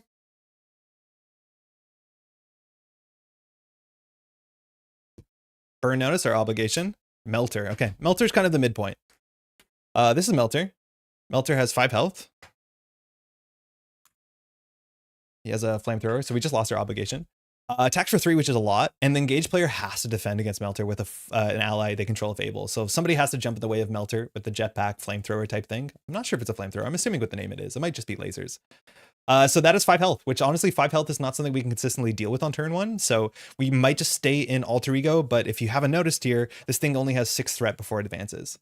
Now, if it advances, we don't lose the game. There is another scheme behind it, but like we probably don't want to. Like it's not good for us. But yeah, this is actually a lot of health on turn 1. Our only card in the deck that does a lot of damage is our Dance of Knives, which is like 3 cost to play. It's pretty expensive. Now, Klaw 2 we're going to reveal. And Klaw says, Klaw 2 says, mind you, if you're playing on expert, search the encounter deck and discard pile for the Immortal Klaw and reveal it. So that's what we're going to do. The Immortal Klaw. Immortal in quotes. Very importantly in quotes. This comes in with 3 threat, has an acceleration icon, and says Klaw gets plus 10 hit points. Klaw's Mastery Sound allows him to restore his solid form through sheer power of will. Apparently Klaw's really hard to kill because Klaw is sound. Acceleration icon means we put 2 a turn on this, which is not a great start. So we have to deal with that. Notably 2, villain restores 10 health. It's on 28. But as soon as we deal with this, Klaw does immediately lose 10 health. So it just stops you from rushing Klaw down, which is like, it's fine. We also have the defense network. This always starts in play. This has very little text on it. It just introduces you to the crisis icon. So it has 3 threat on it, 2 plus 1 per player. And it says when revealed, place an additional threat. It has a crisis icon, which means we cannot remove threat from the main scheme until we clear this. We can still remove threat from the side schemes, which we will, probably. I'd rather deal with this first, but that is our setup. I think the best case scenario would actually be to confuse Klaw on turn 1, so we don't have to deal with it. All right, we're Natasha. We know how this works. Our deck is full of preparations we want to set up. Let me just shuffle my deck and make sure I don't discard any of them into the encounter card discard pile. That would be a nice start. Yeah, our priority is to clear this. We are going to try and mulligan for a covert ops. If we get a Dance of Knives, we might just like flip up to hero mode and defeat Melter and then just like stand up for 1 turn and get hit. But Klaw does scheme for 2 in a card, which is a bit. So if we don't do anything, we almost definitely advance on round 1. Because it's going to be 2, Klaw's going to be 3, 4 plus 1 boost card, and then Melter's going to be 5. So unless the boost card has 0 icons, which is not impossible, but just not very likely, because just usually they have more than that. The standard encounter set has very few icons on it. That's the only thing that can get us here. All right, draw 6, let's go. Energy, good start. Get some resources. Target acquired, honestly a pretty good card in this encounter set because it counts as a boost icon, which means if we're being attacked, we can cancel that. And we don't do the boost effect. And there's a lot of boost cards that have nasty effects. Espionage, so if Surge happens, we can draw 2 cards. Not super important in our opening hand. I'll put that in the no pile. Face the Past. This is so interesting in this deck. Face the Past, 1 per deck. Play only as hero, search the encounter deck, discard pile, a set aside area for your Nemesis minion, and reveal it. Then you draw 3 cards, you ready your hero, and you cannot attack for the rest of the phase. You can't attack the villain. The thing is, our Nemesis on turn 1 has 0 stats because Taskmaster gets scheme and attack equal for each upgrade you control. So if we just don't play upgrades or we pop each upgrade before Taskmaster activates, this is a free draw 3 cards on turn 1. I might just do that because it means we can attack with Natasha twice into Melter. That's probably a worthy keep. And ideally with this, we draw into allies more than we draw into upgrades. So it's kind of wacky. We do want to play 1 upgrade at least on this first turn because of Natasha's ability to draw a card, but Face the Past is really good. Soldier, probably not gonna keep that. This needs a lot of upgrades. We'll put it in the no pile. And then finally, Leo Fits, which allows us to search our deck if we want to play that for 1 on turn 1. So we're definitely gonna keep these. Leo's a maybe. Target acquired is a maybe. We definitely want to have at least 1 preparation in our opening hand so that we can play it to cycle a card. Leo Fits notably is also played super cheaply on turn 1 because we are shield traded in an alter ego. We lose that if we flip up to hero. So if that's the case, I'd rather draw any other, not any other preparation, but target acquire is pretty good because Klaw will attack us and almost definitely get a boost icon that we care about, which means that we won't have to deal with Taskmaster. So I think Leo Fits is a bit much because Leo Fits is functionally 2 cards to draw a card. Oh, that's actually kind of doable. Yeah, I'll keep this. It's also not an upgrade to support. Widow's Bite. Okay, good. Cheap upgrade. And then finally we have Informant, which actually might, Informant means that we have a chance that we can stay down in alter ego. There's also a chance, like, this is what's so fun about Informant. And unfortunately, the thing is, like, Face the Past is a hero active ability. But if we ever, like, get Taskmaster in and give a lot of upgrades, we have a lot of upgrades on the table, we can have Taskmaster work for us, which the art there mimics. And then Taskmaster can anti-scheme for, like, 4 or 5, which is pretty buck wild. All right, this is a cool hand. We have no good way to use energy, but we definitely want to Face the Past. But I think first we probably want to play a couple things here. So we can play Leo. So I'm going to throw out target acquired and play Leo. And then we'll use Leo to search our deck for a tech card. So, Widow's Gauntlet is fine. It's an upgrade, though. I think all our tech cards are upgrades, which is going to be a bit annoying because of Taskmaster. The other one we can grab is probably the one... I think Attack Acrobatics is probably the good thing. The issue is like we don't have a good use for the energy in our hand, but I'm assuming we'll draw something with Face the Past. So I think Attack Acrobatics, because Attack Acrobatics can do some damage to Melter as well. Immediately. All right, we still haven't played our preparation in Alter Ego to draw a card. So we should do that. So I'm going to throw out Informant, and we'll play Attack Acrobatics, draws a card. Practice Plan, it's fine. It is an upgrade, but whatever. So we'll flip up, and then with Black Widow, we will attack for 2 into Melter. Now we're going to go Face our Past. So Face the Past comes into play. This is one of the relatively new cards. This is such a cool card. Max 1 per deck. Search and counter deck, discard pile, anywhere largely for your nemesis, put into play. Ready your hero. Draw 3 cards, we can't attack the villain. So we got Grant Ward, that's sick. That means we'll be able to defeat. We have a Widow's Bite. We want to make sure we don't draw too many upgrades, and we have Quake, which is also really good. This gets removed from the game. Taskmaster again. Comes in with 4 health. His stats are currently 1-1, but the more upgrades we play, the worse it gets for us. So in theory, we just want to pop all our upgrades while the villain activates against us, which is totally doable. We'll play Grant Ward for free. Do love me some Grant Ward action. We're ready. Grant Ward, we can defeat Melter, which is more important. We have Quake as well, so we'll definitely play Quake for free.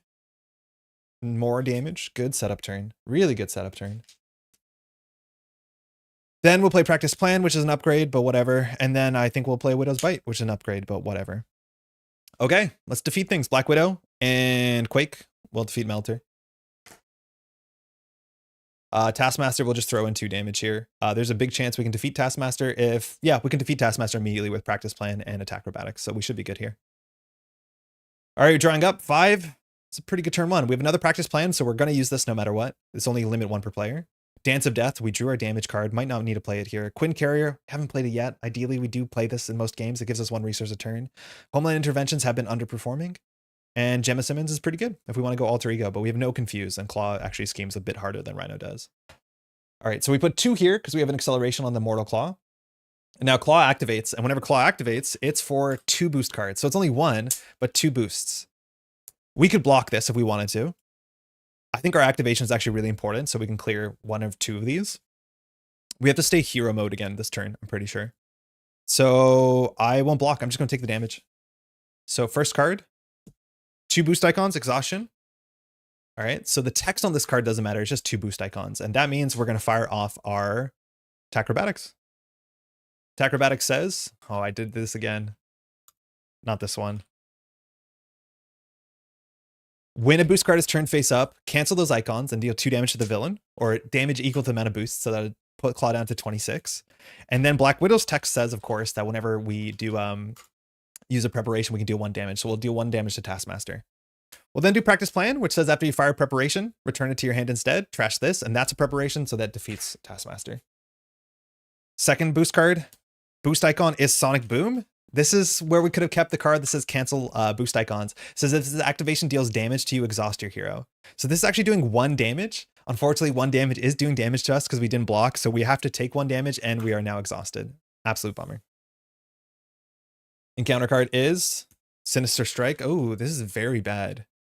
So Sinister Strike says that the villain attacks again. All right. Place 1 pursuit counter. And then we go for 2 boosts, 1 and 2 boosts. So we can block with Quake if we want to, but I'm pretty sure we're going to need Quake and Grant Ward to clear the Mortal Klaw. And then we will consider flipping down. We might flip down here, but I think we just have to take this. We actually could end up not dying, but we could take like a lot of damage to this. It's possible. We also have to keep Grant Ward a lot long, and we can just throw out the Quinn Carrier. Shouldn't be a problem. I'm not going to block. 1, 2, 3, 2 boost icons, 4. So we take 4 damage. We reveal the treachery, and so Grant Ward will run away and stab you unless you play a mental, and we'll play a mental resource there. Okay, it's back to us. We did take a bunch of damage there. We got the double attack, which is never great. So this hand, we can Homeland Intervention to clear 4 threat off of instead of activating. That's probably good. We also can use Leo Fits, so we can clear 6. But Homeland exhausts up to 3 shield cards. We currently have 3 shield cards. The problem is if we flip down... The other option is we can clear 2 with Grant on this, 1 with Quake on this, and then we can exhaust Leo to clear 2 on this and then flip down. We'll put 2, then Klaw will put 2, and then the boost card, it might have fewer than 2 boost icons, and if that's the case, we don't advance. That might be another option. If we advance, it's not the end of the world, so that might be fine too. We actually have some really good choices on this turn of what we want to do. So it could be Quake, Grant Ward to clear the Mortal Claw. We could also play Gemma Simmons to clear 2 and 2. But mind you, Homeland Intervention says remove 2 threat from that scheme. It's only from a single scheme. You can't divide it. I think we will do that and just hope that we don't draw a big boost. There's a lot of 1 boosts and star boosts, which are probably going to be okay for us. Notably, Claw 2 only double boosts when Claw attacks, not when Claw schemes, which is why there's that star next to the attack to remind you something silly happens. All right, I think we'll do that. So Quake, we'll take 1 off of this. She's defeated to consequential. Grant Ward, we'll take 2 off of this. The Mortal Claw is now defeated, and so we lose 10 health off the villain down to 16. No, that's not what we were going to do. We were going to do this one instead. So villain restore 10. We're going to clear the defense network so we can clear the main scheme. Okay, so still on 26. We'll flip down.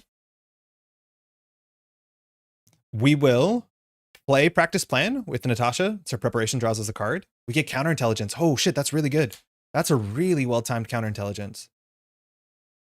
Counterintelligence, mind you, says when an amount of threat will be placed on the scheme, prevent 3 of that. And specifically, this is one of the very few preparations you can fire in Alter Ego because it's an interrupt. It's not like a hero interrupt, which most of them are. Okay, so we'll pitch Dance to Death to play Gemma. Now, we could use Leo Fitz here to go grab a tech card. Actually, we will. I think we will. No, we won't. Gemma gives us for tech cards. I think we have to play this, and this is not a tech card, so we'll throw these 2 out. But actually, we can't do that. We might not play Gemma here. Do we need to play counterintelligence? We weren't counting on this in our original plan. But when we play counterintelligence, we throw out the intervention. I think that's fine too, because that means this will be on 4, and then we can just block Claw from scheming. But mind you, counterintelligence only blocks up to 3. So that means if the boost is like 4, we're still alive. The other options, we don't play Gemma here. We hold Gemma, and then we still play counterintelligence, and we homeland for 2. I think that's a bit better, especially because we don't use Gemma on this turn. So this is our hand, right? So we played Practice Plan to draw a card. So we'll homeland intervention, exhausting Leo to remove 2 threat from here.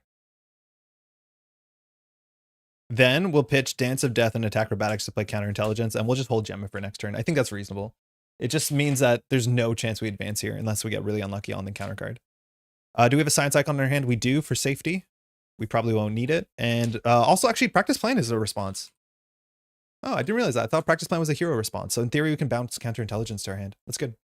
We'll draw some cards. 1, 2, Widow's Gauntlet. That's good to get down as much as we could have grabbed it with Leo, but that's fine. Synth Suit, another tech card. Good for blocking. And a lot of Claw's attacks are a boost ability to say if this does damage. So actually blocking for 3 is really good.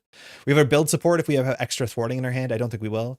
Dance of Death, we're not going to use that. And then we have Prof X, which actually is quite good because Prof X can clear Immortal Claw and confuse Claw, which means we can continue to set up. All right. 1 thread goes here. An errant orange amongst the reds, or sorry, 2 threat goes here. And Claw schemes for 2 in a card. Has 1 boost icon, so I'll put 3 here. I'm just going to use counterintelligence. It says when the amount of threat will be placed on the main scheme, discard this, prevent up to 3 of that. So we place no threat. And I think here we will actually just use Practice Plan to add the counterintelligence back to our hand. Seems like a nice combo. Our encounter card is not a treachery, but this does have Surge. It's the Weapons Runner. And that's what I mean. On turn 1, we can get the Weapons Runner, or we can go get something with more health. So Weapons Runner has Surge. It only attacks for 1 and 1 and comes in with just 2 health. Drawing nearer, not an obligation. Sorry, not a treachery, but it's an obligation. And now our turn starts. We discard a card. It has 1 icon on it, so this goes up to 2. Okay. Let's think about what we got to do here. Let me just catch up. Oh man, my coffee went cold. I forgot about this.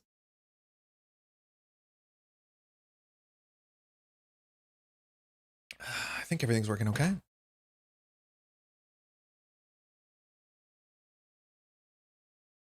Cool. Give me 1 second. Okay. We should be fine.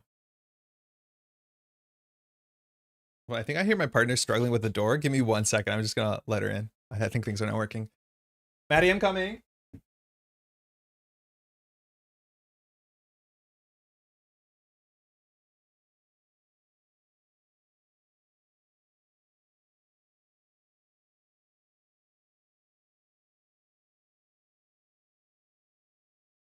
All right, let's go. We have 4 health. That's probably something we should worry about. We can't block with Grant Ward, which is really important to remember. So we could consider recovering here. If we want to get rid of drawing near, we can discard a card from our hand. I don't think that's going to be a problem. So we can grab a tech card from our deck. I think the cheapest tech card we have are Attack Acrobatics. There's one in... Oh, no, Attack Acrobatics isn't. I guess it would be Widow's Bite. So they're both on the table. So I don't actually know if we have any tech cards in our deck. We lost one Gauntlet. No, we have a Gauntlet in our deck. Grabbing the Gauntlet might be okay. This is where we have to decide whether we grab the card, just have another resource or not. We definitely want to play Prof X here, which will be... Gemma can play a tech card, so we can use Gemma to play the Gauntlet. That's good. When a support has uses and spends them all, the support is discarded? Yes. As a rule in this game, how's it going, by the way, Ken? Is that anytime a card has the word uses on it, when it's empty, it's discarded. It is not written on the card, but anything with uses is just discarded. So what's an example of a card with uses? Hand cannon, right? So this says uses 3 charge counters, and that's just a blanket rule. When something with uses doesn't have uses, it's discarded. And specifically in certain cases, right, there's cards that are worded around that on purpose. So like Rocket's Pistol, notice how it says enters play with 3 charge counters on it. That's because Rocket Raccoon actually can reload guns and also wants to keep empty guns around to throw them away to Rocket Raccoon's kit. So it's only when it's specifically worded in a very strange way. Otherwise, anything with uses does discard itself. But like all of Rocket's kit is a red. Doesn't technically use uses because then otherwise Rocket wouldn't function the way you want Rocket to function. I don't think there's that many outliers, but everything else that has uses, which really matters for like Maria.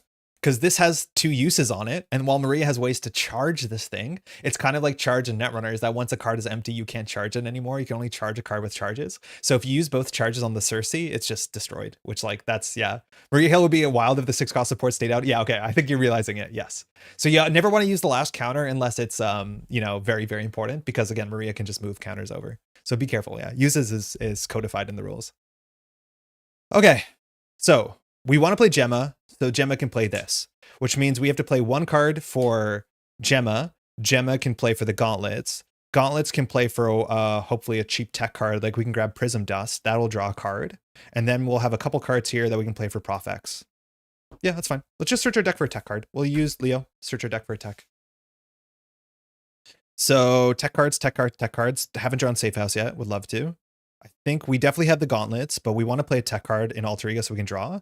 Grappling Hook might actually be affordable. It's really good to get a Grappling Hook on the table. Let me just double check whether we can afford this. I didn't do the math perfectly, but this is a tech card that allows us to cancel Treachery, which is pretty good. There's some relatively mean Treachery, especially there's a bunch of Treacheries that just like confuse the whole board or exhaust the whole board. That kind of stinks. We might not lock in this choice. I just need to do the math. If that's the case, we'll pitch 1 for Gemma. We'll use Gemma to play a tech card. So we'll play our Gauntlets. The Gauntlets will exhaust to spend a resource for a preparation card. Oh no, we can't play this. It has to be a 1 cost card. Yeah, so we'll just get the Prism Dust. We're short 1 card. So we'll get the Prism Dust instead. Prism Dust is fine. It does overlap a bit awkwardly with our Widow's Bite, but at least now we can fire both of them and do 4 damage, technically up to 6 damage. Like that's the big thing is with our 2 cards here, we can do 6 damage because this does 2, this does 2. And then on top of it, we do 2 damage because we fired 2 Treacheries. Oh, are we just going to keep drawing near around? I think we are, unfortunately. Ooh, we might have been too greedy with our resource generators because if we want to get rid of this, yeah, we'll see. Okay. So if that's the case, we're left with this many cards in hand. This is 4 cards. Oh no, if Prism Dust, we'll be fine. So we'll use the Black Widow's Gauntlet to play Prism Dust, which draws a card with Natasha's ability. All right, so then we'll throw out Dance of Death to get rid of drawing near. We can either thwart for 2, attack for 2, or recover for 3. I'm going to recover for 3. So exhaust Natasha to recover 3. So we're up to 7. We'll flip over. Then We'll pitch 3 cards to play Prof X, the card that just shows up in every deck because it's very, very good. So we'll get a Confuse on Klaw. Prof X will exhaust and take 1 consequential to clear the Mortal Klaw. So that's gone. That's good. And that means that we lose 10 health. So a villain takes 10 functionally, down to 16. Immortal my ass. And Grant Ward will attack for 2 or thwart for 2. I think we'll thwart for 2. Actually, no, with Klaw. Huh. Weapons Runner only attacks us for 1, which is like not bad. Obviously, that's not a problem. But yeah, how many covert ops are left in the deck? I think we have 1 more. I'm going to do a small sanity check that I didn't discard any to the bin. I haven't. Actually, we have 2 covert ops in our deck left, if I'm not mistaken. And those do 3 threat. So I think we'll leave this and we'll just finish off the Weapons Runner using Grant Ward, who did not betray us. Not even like a little bit. We're ready up. We draw Acrobatics. That's good to draw. Homeland Intervention. Safe House, so we definitely want to go Alter Ego. Luckily, we have the Confuse. Agent Coulson is fantastic, and Under Surveillance, which we could Under Surveillance the Underground Distribution to make it 10, which is pretty wild. We probably won't advance. This goes to 3. Claw attacks for 1 and 2 cards. We'll block with Prof X, who gets discarded at the end of the round anyways. So 1. This boost icon, if this activation deals damage to a character, exhaust your hero. Sorry, if this activation deals damage to you, exhaust your hero, and so it won't, so that doesn't do anything. And then this says after this activation, place 1 here. Standard 3 is actually a lot scarier with Claw, because the structure of Standard 3 is that it does there's a lot of boost icons that put counters on Pursued by the Past, and we just draw more boost cards than the standard, like a regular encounter. So it's more likely that we actually end up drawing our nemesis specifically during the hero phase, which is sometimes an issue when it can attack for a lot. If that's the case, we definitely want to keep a Widow's Bite, or specifically a Widow's Bite around, so Taskmaster doesn't show up out of nowhere and just absolutely destroy us. Funny enough, Professor X survives. Counter card. Masters of Mayhem. We can't cancel this. I think this just discards cards. Yeah, each Masters of Evil minion attacks the hero. If no attacks were made, search the counter deck and discard pile for a Masters of Evil minion and put it into play, engage with you. Okay, we can search for it. Put it into play. So I think we're just going to get one that we've seen before. I'm not too scared about Melter. So we'll grab Melter and just put it into play. Melter comes in with 5 health, but very importantly, here we can now do Prism Dust. And Prism Dust says, after a minion enters play, discard Prism Dust, which does a damage. Deal 2 damage to it and confuse it. So it's on 2 health and it's confused, so we don't have to worry about it when we flip down. Prof X is discarded. All right. All we need to do here is take some threat off, and then we have Leo, we have Gemma, and we can just continue to do our setup. And we're going to deck out. We'll draw 2 cards maybe. We'll draw 6. We will deck out perfectly if we draw 1 from Black Widow or from Natasha, 1 from Leo. I'm not experienced enough with this deck to know how many tech cards we have, so we might just have to end up checking with Leo once more. But here, Black Widow will just thwart 2, and we'll flip down. Okay. What do we want to do here? We definitely play the Safe House. We'll start by playing the Acrobatics, which draws a card. If this draws a tech card, we'll feel slightly silly because we could have got it out of our deck, but that's fine. Practice Plan is great. Practice Plan is really great. We can... I'm just going to search the deck manually to see if there's a tech card. I don't think there is. Oh, there is one. There's Grappling Hook. Oh, and there's Gauntlet. Okay, so we will use Leo Fitz to go grab... Let's go just set up and grab the Gauntlet.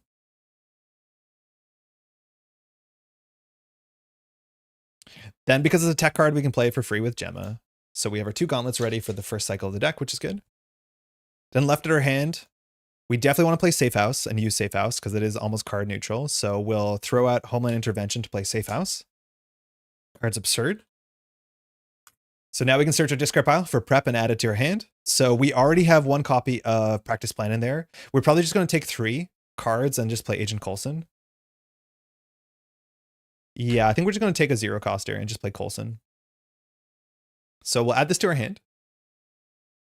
In theory, you're not allowed to shuffle your discard pile because there are some cards in the game that say like the top card of your discard pile. We don't have any, but technically you're not allowed to shuffle this, which I find kind of frustrating.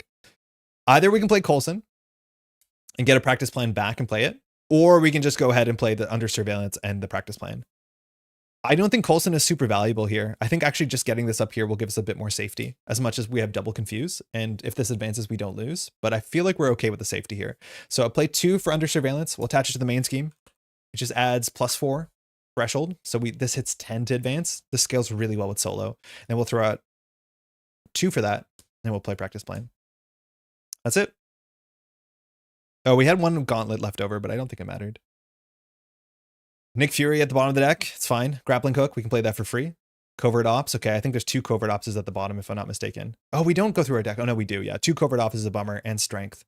So it's not great that we got 2 of our resources at the bottom and 2 of our covert ops at the bottom, because that means we only get to play them once for the first 2 cycles of the deck, because obviously our deck is empty, and now we immediately have to shuffle our deck. So this is going to be our hand for a bit.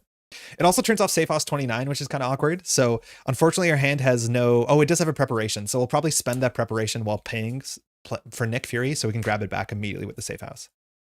As soon as a deck is empty, you immediately reshuffle it. You don't wait for a certain phase or until you have to draw a card, which I think is pretty elegant.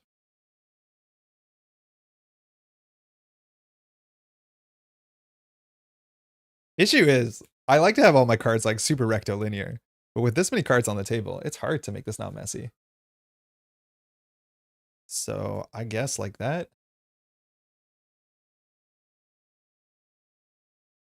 Something like that? Okay. Fine. Good enough. The amount of time that you spend with an overhead camera to make sure that it lines up perfectly is like, it's a nightmare and a half. All right. This goes up to 2. Both confuses come off when they both activate. We draw 2 encounter cards. One's waiting for us. This was on 2. Yeah, sorry, I knocked it. First encounter card. Nowhere is safe. Okay, pretty trivial. Oh, actually, no, this is not super trivial. Place 1 pursue counter and pursued by the past, and then it empties itself, and that means we don't have to do the rest of the text. Now we have to be careful because pursued by the past happens slightly differently depending on the board state. Firstly, it says once it gets 4 counters, remove each counter. If your nemesis minion is in play, it activates. Otherwise, flip this card over. So the backside says, find your nemesis minion and reveal it. So we do know where he is. It's Taskmaster. So it comes into play.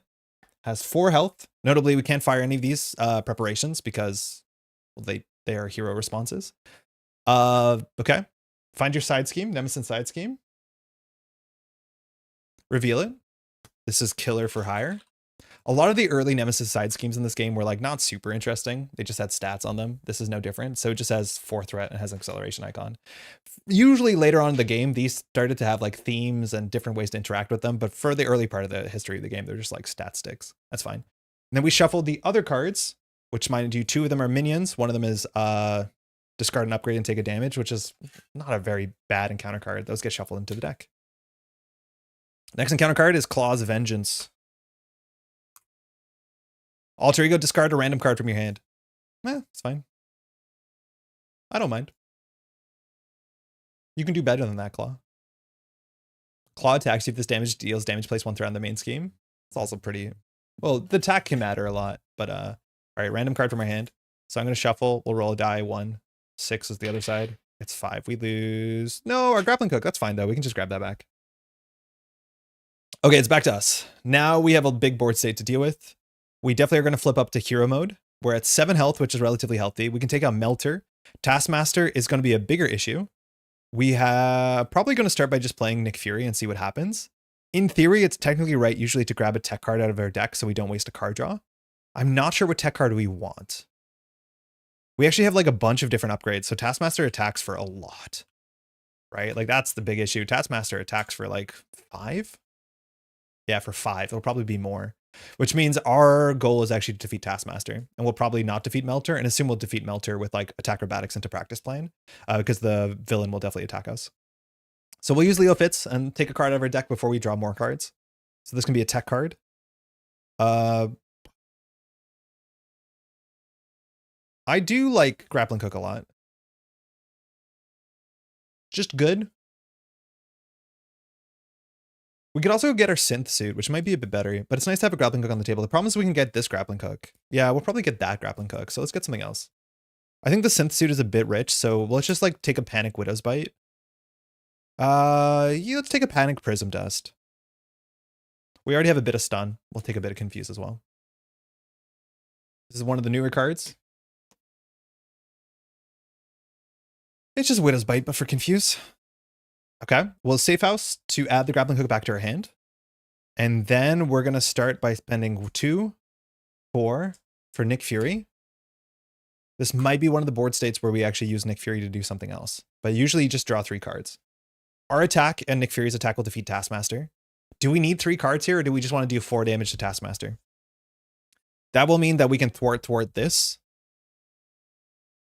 Which we don't actually need to do that, because we can just play our hand. I think 3 cards is fine here. Because then when Nick can attack, Natasha can attack, we can covert ops the killer for hire. Yeah, we'll just draw 3 cards. Classic Nick. We draw Widow's Bite. We draw Dance of Death. A Quake. Okay. We still haven't fired Natasha's ability, which says when you play a prep, draw a card. So we will. We'll spend 1, 2 on that really nice cancel and encounter card, Grappling Hook, that draws a card. Synth Suit, okay. We want a Covert Ops for sure. So Covert Ops will be a couple cards. How many cards can we play? Do we do, okay, that costs 3. So we'll pitch 1, 2, 3. That leaves us with the ability to play Quake, which I think is kind of fine. Yeah, that's fine. Oh, we have a tech card that we can save the cost on. That doesn't change anything. Yeah, that doesn't change anything. If we want to play Quake, yeah, we'll play Quake. So we'll do Covert Ops, cost 3. We cannot reduce the cost of this. We just haven't played our Helicarrier. So we'll pitch a Covert Ops, a Dance of Death, and a Synth Suit. That's fine. So it says remove 4 threat from a scheme, confuse the villain. So we'll clear the killer for hire so we don't get the acceleration icon. Nice.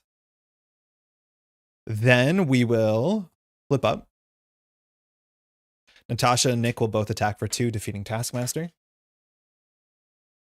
Melter, we could attack for 2 with Quake. We could also just like let a preparation resolve, a double preparation with practice plan, and then just let Melter die on his own terms. That's also fine. But I think we can just kind of like, we can play Gemma into Widow's Bite, and then we can play Prism Dust. Yeah, let's just set up. I don't think we need Quake here. So we'll play Widow's Bite with Gemma, because it's a tech. And then we'll pitch Quake to play Prism Dust. So at least we're like really teched out here, which might be a bit too much. Dan, how's it going? How's your Friday? I don't know if you're going up to New Jersey this weekend. I imagine that might be a bit further than it used to be. Hopefully you're doing well, huh? Okay, that's it. We have to defeat Melter, mind you, immediately. We'll be able to do it with a couple preparations, so we'll draw our hand. Practice plan, again, that's great, because we're going to use this practice plan anyways. Espionage, we have drawn 1 search card. Soldier for free. Grant Ward for free. Agent Coulson, not for free, but pretty cheap. This goes up to 3. Claw attacks for 1 and 2 cards. We will block with Nick. Sad to miss the New Jersey districts. Yeah. I know it's a bit further, but it's I've been really enjoying the channel, mind you, the Steel City Grid. I've watched, I think, everything at this point. I think I shouted out on the stream yesterday that, like, I think Seb at the same time that I did learned that you can shuffle back non-agenda cards with Moonpool, which is like pretty damn wild. All right, Claw, 1 boost icon, 3 boost icons on Sonic Converter. So that's 4 damage plus 1, but this is a perfect time to do Attack Acrobatics. Attack Acrobatics is going to do a bunch of damage back. So it says, when a boost card is flipped face up, destroy this. Deal 1 damage to the villain for each boost icon. So we'll do 3 damage to Claw. We haven't been doing a lot of damage to Claw, but down to 13. Then we've did on preparation, so we can do 1 damage. And then we'll practice plan to return it to our hand, which does 1 damage. So Melter is defeated.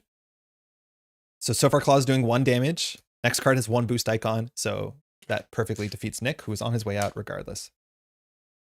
You did, thank you. Glad you're enjoying it. First time doing commentary. It's been good. It's been really fun.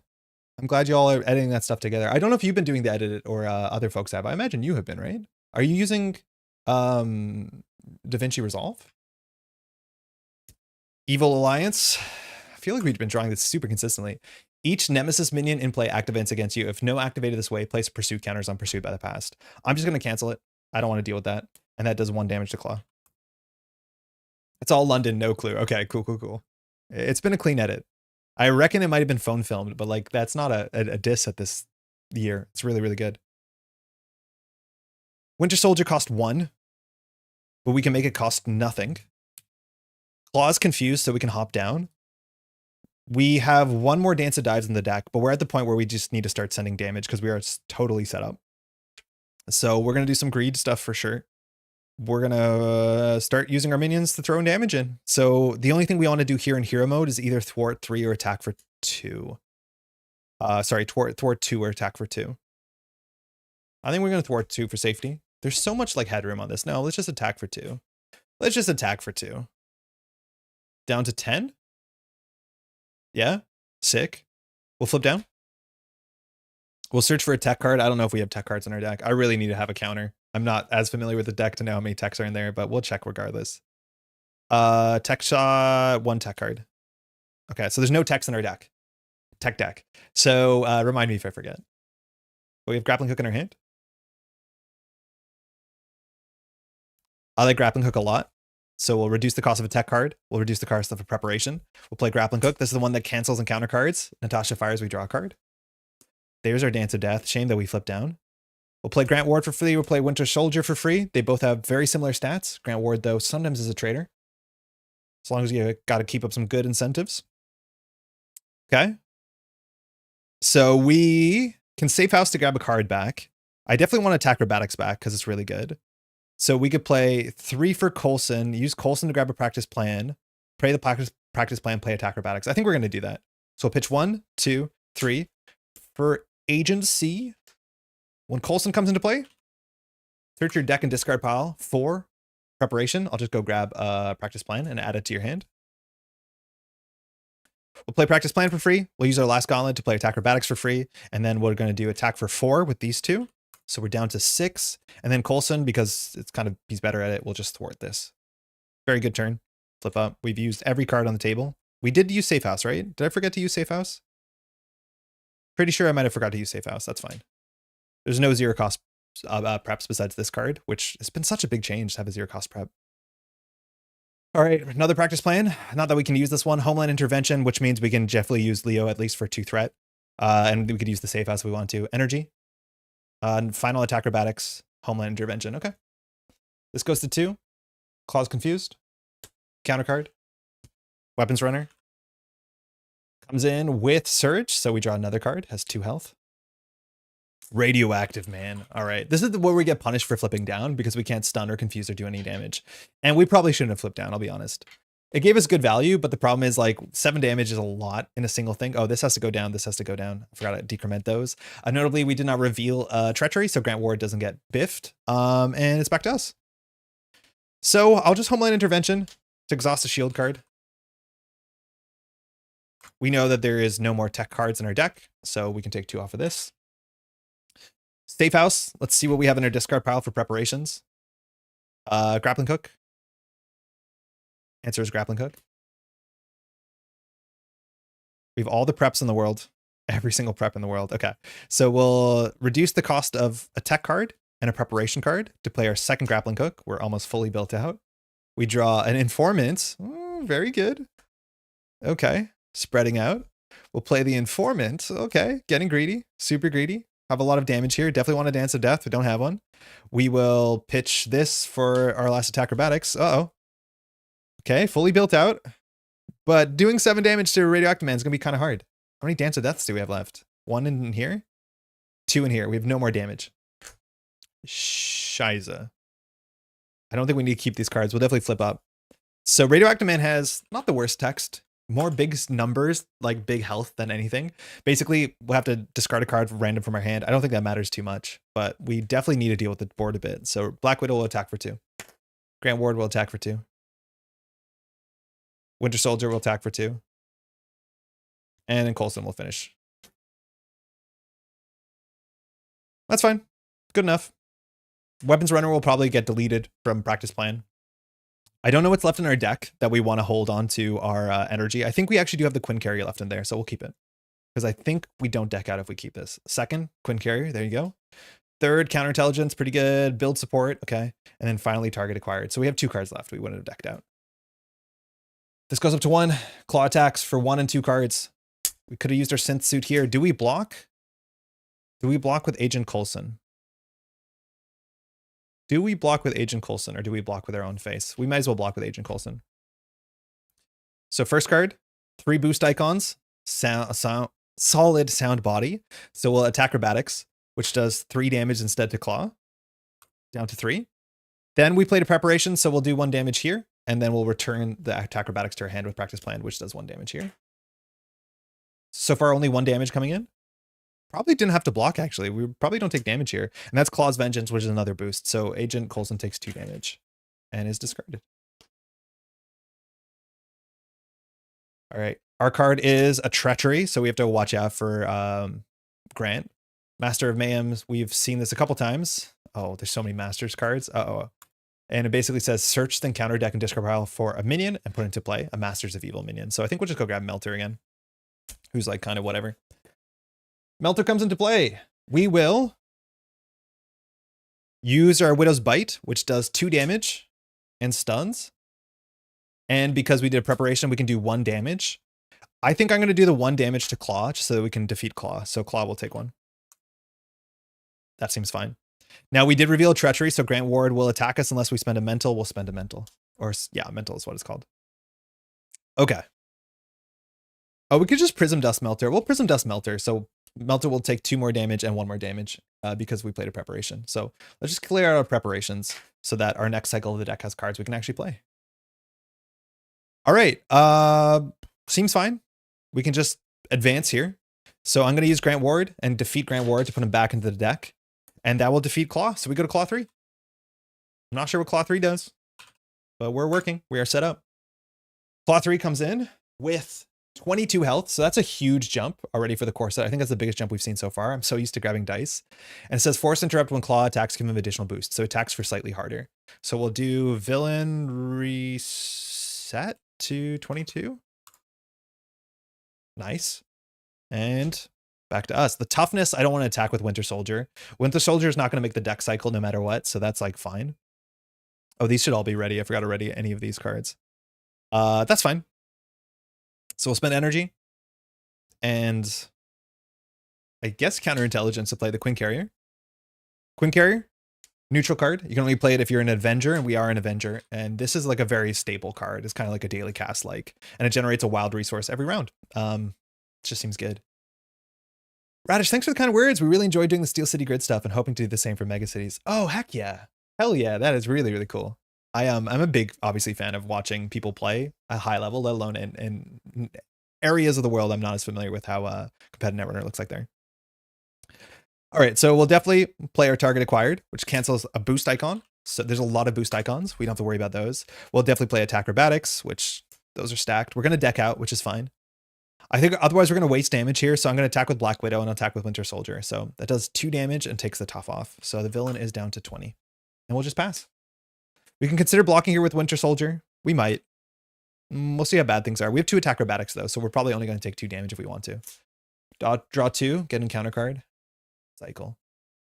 So far things have been relatively easy, it seems. I think we're in a pretty good spot here, but we are like built out pretty wildly. This like works for my playstyle. So some people play Rush where they just like try and get through the hero as fast as possible. I'm like very guilty of playing this sort of like Euro board game where you have all your moving pieces. Generally, I'm like not the most greedy. I do feel like Black Widow causes me to be greedy, which is like why I really like Practice Plan because it makes me a bit more aggressive and I don't keep my cards on the table until they do something. I just fire them. And I like that a lot. This Informant seems kind of useless, but we do have one weird use case for it. I wonder if a second target acquired would make more sense. Watching while understanding nothing is an interesting experience. I'm hoping, Daria, that I can explain enough that it makes sense. I'll try and slow down on this next turn to make sure that it makes sense. I think we did all right for it being our first time, and recording after is much easier. Oh yeah, recording after is so much easier. Oh my God, is it much easier? As much as like editing after is some work for sure, which is like why this channel is really easy is we can do most of the editing and pull up the cards live, which I think is a huge boon for me. Okay. Espionage, Profex, fine. We have an energy to get 2 resources. We have the synth suit, which we definitely want to play sooner than later. This means we can do more damage and block. And then we have another espionage, which that's fine. Again, our deck is actually really thin now. So we deck out pretty consistently. We draw like 2.5 hands before we deck out. And that's because this is our table. All right. Villain phase. This goes up 1 per player. So it has 2. If this is 10, it advances. And then Klaw is going to activate. And because we're in hero mode, Klaw will attack. So Klaw's attacking for 2. And 2 boost cards. I will block with Winter Soldier. First boost card. 2 boost icons. We'll use attack acrobatics to cancel those icons and deal that damage straight back to the villain. So the villain's on 18. Plus we fired a preparation, so 1 more. So far only taking 2 damage. Next card, another master plan. We don't need to cancel this. We could. I like to keep 1 attack acrobatics on the table in case the villain attacks us when Winter Soldier's dead. So we won't cancel that. And we'll just take Defeat Winter Soldier. What's the zoom in and out technology? It's I have a foot pedal underneath me, which is the way that I can do these like card swaps and stuff like that. And one of the foot pedals just like cranks the zoom, which is like really fun. I think it looks kind of nice. All right, 2 encounter cards. We feel a bit exposed, but we do have block 2. First card, Dark Designs. Probably don't have to cancel this, but I'm just going to cancel it. So I'm just going to do Grappling Hook, cancel a Treachery, which does 1 damage because we did preparation and not worry about that. Next card, Under Fire. No, we don't have our Surge canceling. Uh-oh. So this is when revealed, reveal the top card in the counter deck and has Surge. So it replaces itself with 2 cards. And notably, Grappling Hook says, cancel the effects of the Treachery and discard it. I'm not sure if Surge is considered part of the effects. I'm going to say it is because it's on the card. This doesn't say cancel the when revealed. So I'm actually going to cancel Under Fire because that cancels 2 cards and we do 1 damage. That might not be right. There's definitely an FAQ about that, but we're down to 15 health. And it's back to us. So what do we want to do here? I think I do want to play the synth suit. I don't think we have a huge incentive to play Prof X. It's all the text box, including the Surge. A huge. Thank you, Fabian. That's what I'm hoping to hear. Because I know there's specific cards that say cancel the when revealed, and then obviously the keywords would fire as well. All right, we'll use Quinn Carrier. We'll use Gemma, because this is a tech card. And so we'll play our synth suit, which is a very valuable card that we've just been struggling to hit on the table because the way that we're playing. Exists +1 defense, and it says after a preparation card has been used, we can ready Black Widow. What's unfortunate, there's not that many ways to fire preparations during the hero phase, but during the villain phase, it means we can block every round for free, as long as we have like an attack acrobatics or the thing that cancels encounter cards. Or we can use target acquired as well. This leaves us with these 3 cards. We've seen a couple boost cards. The deck has this few cards left, so I don't know how many surges are left in there. Well, we can definitely, we can play Prof X. We could hop down though. Yeah, I guess we do hop down, which is unfortunate. So we'll do Energy and Espionage for Professor X. Comes in with 3 health. We probably actually don't hop down immediately. We probably soak 1 attack first. And then we block with Prof X and then we hop down on the following turn. It's like very easy to put Prof X, get it confused, and immediately hop to Alter Ego, but we might as well, because Prof X only lasts 1 round, just block with him. Prof X will do the only thing he can do, which is clear threat, and then Black Widow will just attack for 2. So we're in striking distance. We're on 13 health. I think we have every Dance of Knives in the deck, and so that does a bit of damage. We're not going to use all our cards, but say that be. Pass. Prism Dust, Homeland Intervention. Practice Plan, love it. Okay, stop. Covert Ops, okay. So not super useful. This hand has no damage in it. So we definitely want to be firing our upgrades, our preps. What tech is bringing up the cards on the side? Did you just type the name and it shows up? Yeah, so I set up this thing. It's called Cerebro, and it's basically a Windows batch script. I do this for Netrunner, it's the same thing. And basically I have all my cards in a certain file folder and they're all labeled properly. And then I have this batch script on the screen and I just type in the name of the card and it can auto-complete, so I can tab through all the options and it'll give me the options. And whatever card I pick, the batch script, what it does is it grabs that card and it rewrites it. It saves it again as a card called preview.png in the folder. And all this card is on the screen is preview.png. So anytime I basically tell the script, hey, grab this card, rewrite it, replace preview PNG with that card, and then that's how I can change the name. So I can look up any card, let alone I can autocomplete and just grab whatever I want. Like here's Gumby, here is a Spider Girl, like whatever. And then I'm just typing the names and hitting enter. I just recently upgraded the script too, so I can write in like the names of heroes and villains and track health and all this sort of stuff. So the whole script does everything. So all I do is have my keyboard in my lap and I'm just knocking through whatever I need to pull up. So far it's been working pretty good. This is the first time that we've used the health totals. Those are new as of this week. All right, this goes up to 1. Claw attacks for 2 and 2 cards will block for Prof X. We're going to keep our attack acrobatics for safety. Are we going to? Yeah, I think we are. 2 boost icons. 1 boost icon. So that does 5 damage. So Claw starts to hit pretty hard. Prof X is defeated. And our encounter card is Hydra Mercenary. What a silly encounter card. I like it when your nemesis makes the deck easier. So it comes in with 3 health. We're just going to go ahead and, we'll Widow's Bite it. So Widow's Bite says, after when minion enters play, deal 2 damage and stun it. And then because we played a preparation, we can just deal with final damage here. It's defeated. All right. We've lost a lot of our prep cards. We have 13 health, so we're just going to definitely attack for 2. So that drops down to 11. We have a confuse, so we don't need to play a lot of these cards. I think we'll just flip down here. That's very slick. Thank you. Yeah, it's I've done this for Netrunner. I shared that same technology, mind you, with the folks doing the Eternal Super League alongside me, and so they can pull up all the cards. It's a pretty easy interface. The other wrinkle too is that when I search up the name of the card, all cards that are schemes, that are horizontal cards, those have a little prefix that says scheme. And so technically there's preview.png and there's also preview scheme.png. And it'll just replace the right card that it needs to. So this is the preview.scheme card and this is the preview card. And so I can have 2 different cards up at the same time because the orientation's messed up. We'll flip down. I think we have a tech card in our deck. We'll find out together, I guess.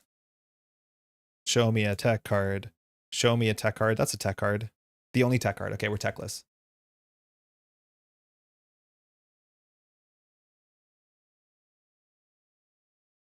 All right. We'll play Practice Plan for free, which draws a card because of Natasha. We have Nick Fury. Don't love playing Nick Fury in Alter Ego because we can't block with him, but I think we don't have to be super greedy about it. So let's just try and get our best tech cards on the table. So Acrobatics does damage. I'll use Gemma to play a Widow's Bite because it's a tech card. I will use Safe House to search our bin. We'll grab a Grappling Hook. We'll spend 2 resources on a Grappling Hook. I'm running out of space. I mean, I think we actually do play Nick Fury. We'll spend 4 on Nick Fury. The ordering of this turn might not have been fantastic. And I honestly don't think we're going to draw cards here because we don't really do much with a lot of our cards. We're relatively set up. So I'm going to do the rare thing where we just do 4 damage with Nick Fury. I haven't done that in many, many moons. So that drops the villain down to 7, and then we'll attack with Nick, which drops it down to 5. Cool. Now Nick Fury will delete himself at the end of the round, but like, I don't care. Oh, we could have kept one of these cards because we had the Quinn Carrier, but they're not super important cards. All right, we'll draw up. We should win this round if we just draw a Fan and Knife Strength, Practice Plan, Genius, Dance of Death. That's what the name I never remember. It's Dance of Death, Grant Ward. So we have like 8 damage in this hand. This goes up to 2. Klaw would attack scheme, but is confused. We draw an encounter card. Deadly Shot. This does not do a lot, I'll be honest. This is from our Nemesis set. Discard an upgrade you control and take 1 damage. Okay, if you insist. If that's what you want, Taskmaster. I feel like that card is like... Some of the early Nemesis sets are like really, really inconsistent in terms of difficulty. All right, nothing too flashy here. We'll flip up. Nick is gone, mind you. And all we'll do is we'll play a simple Dance of Death, which... Very cool design of a card. Very flexible. Not a lot of damage, but very flexible. So we'll do a 1, we'll do a 2, we'll do a 3. That will defeat Klaw. We go to -1. Place 1 threat because you're down? Oh, I read it wrong. Deadly Shot, Alter Ego, discard an upgrade and place 1 threat. Okay. It's totally fine. Yeah, we'll still Deadly Shot through. We were not anywhere close, let alone there's another scheme behind this. All right. That is Klaw. I think Klaw's pretty interesting. I do think we didn't see that much of it. I feel like our deck is relatively good, but Klaw is a very fun, like just kind of the perfect generic villain where there's minions that matter, schemes that matter, then counter cards, blocking matters, the boost icons matter. Like people are very fond of this villain, and that's the reason why. For a lot of people, it's like their basic testing. If ever you build a new hero deck, that's what you want to test against because Klaw requires everything from you. Yeah, it didn't matter, but that's a good catch that we were in Alter Ego. All right. Next up is Ultron. Ultron is definitely a step up in difficulty. Ultron has a really cool mechanic in which he spawns drones, and every drone attacks for 1, generally has 1 health, which means if you have any way to do instant small pings of damage, which we could by firing preparations, that goes pretty far. If we have a keyword like retaliate, that's really, really good. So if you play the core set, you have Black Panther, and Black Panther has retaliate. So every time a drone hits you, the drone just destroys itself. And the big thing about Ultron is that it scales with how many drones are on the table. So you have to manage the drones. There's nothing that we can play, I don't think, off the top in Justice that gives us retaliate or the ability to ping little amounts of damage. If anybody knows a card pool better to say that's not the case, but I'm not sure if there's a card we can immediately put in our deck with Justice or Basic that will give us good ability to do the drones. Is there a basic ally that has retaliate? Is there? Is one of the flying characters have retaliate? Maybe one of the flying characters you can give it retaliate? Hold on, we should check because retaliate's like super, super, super useful. Let me clean this up really quickly though. Oh, our Face the Past is back in our deck. So yeah, the final boss, I do think Ultron's also really well designed, which is an absolute treat. All right, we'll do a deconstruct and we'll rebuild. Klaw. The bottom of the deck was 2 of the big minions, which like it's unfortunate we did get to see them. The big minions in the set are pretty good.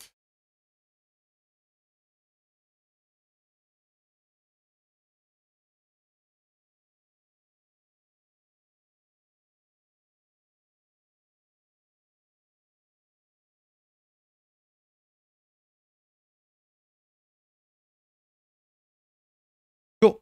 Not bad at all. I generally keep it ordered, so it's like the main scheme, things you need for setup, and then the villain on top.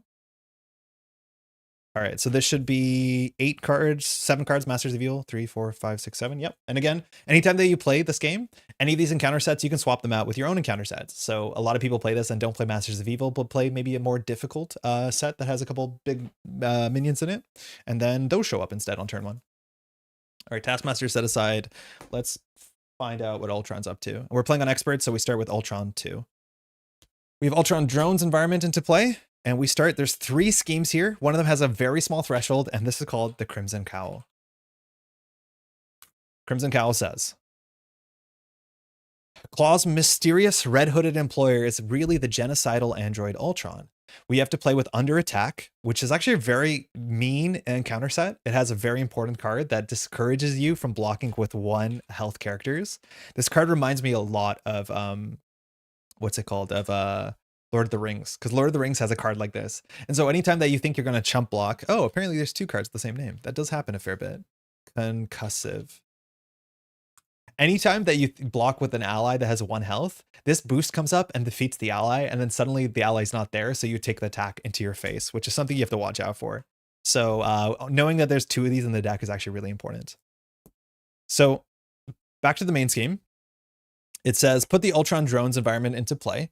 Environments are just cards that usually sit on the table, and sometimes you can get rid of them. This one's going to be permanent and just gives ongoing rules that we have to remember. And then we advance to stage 1B.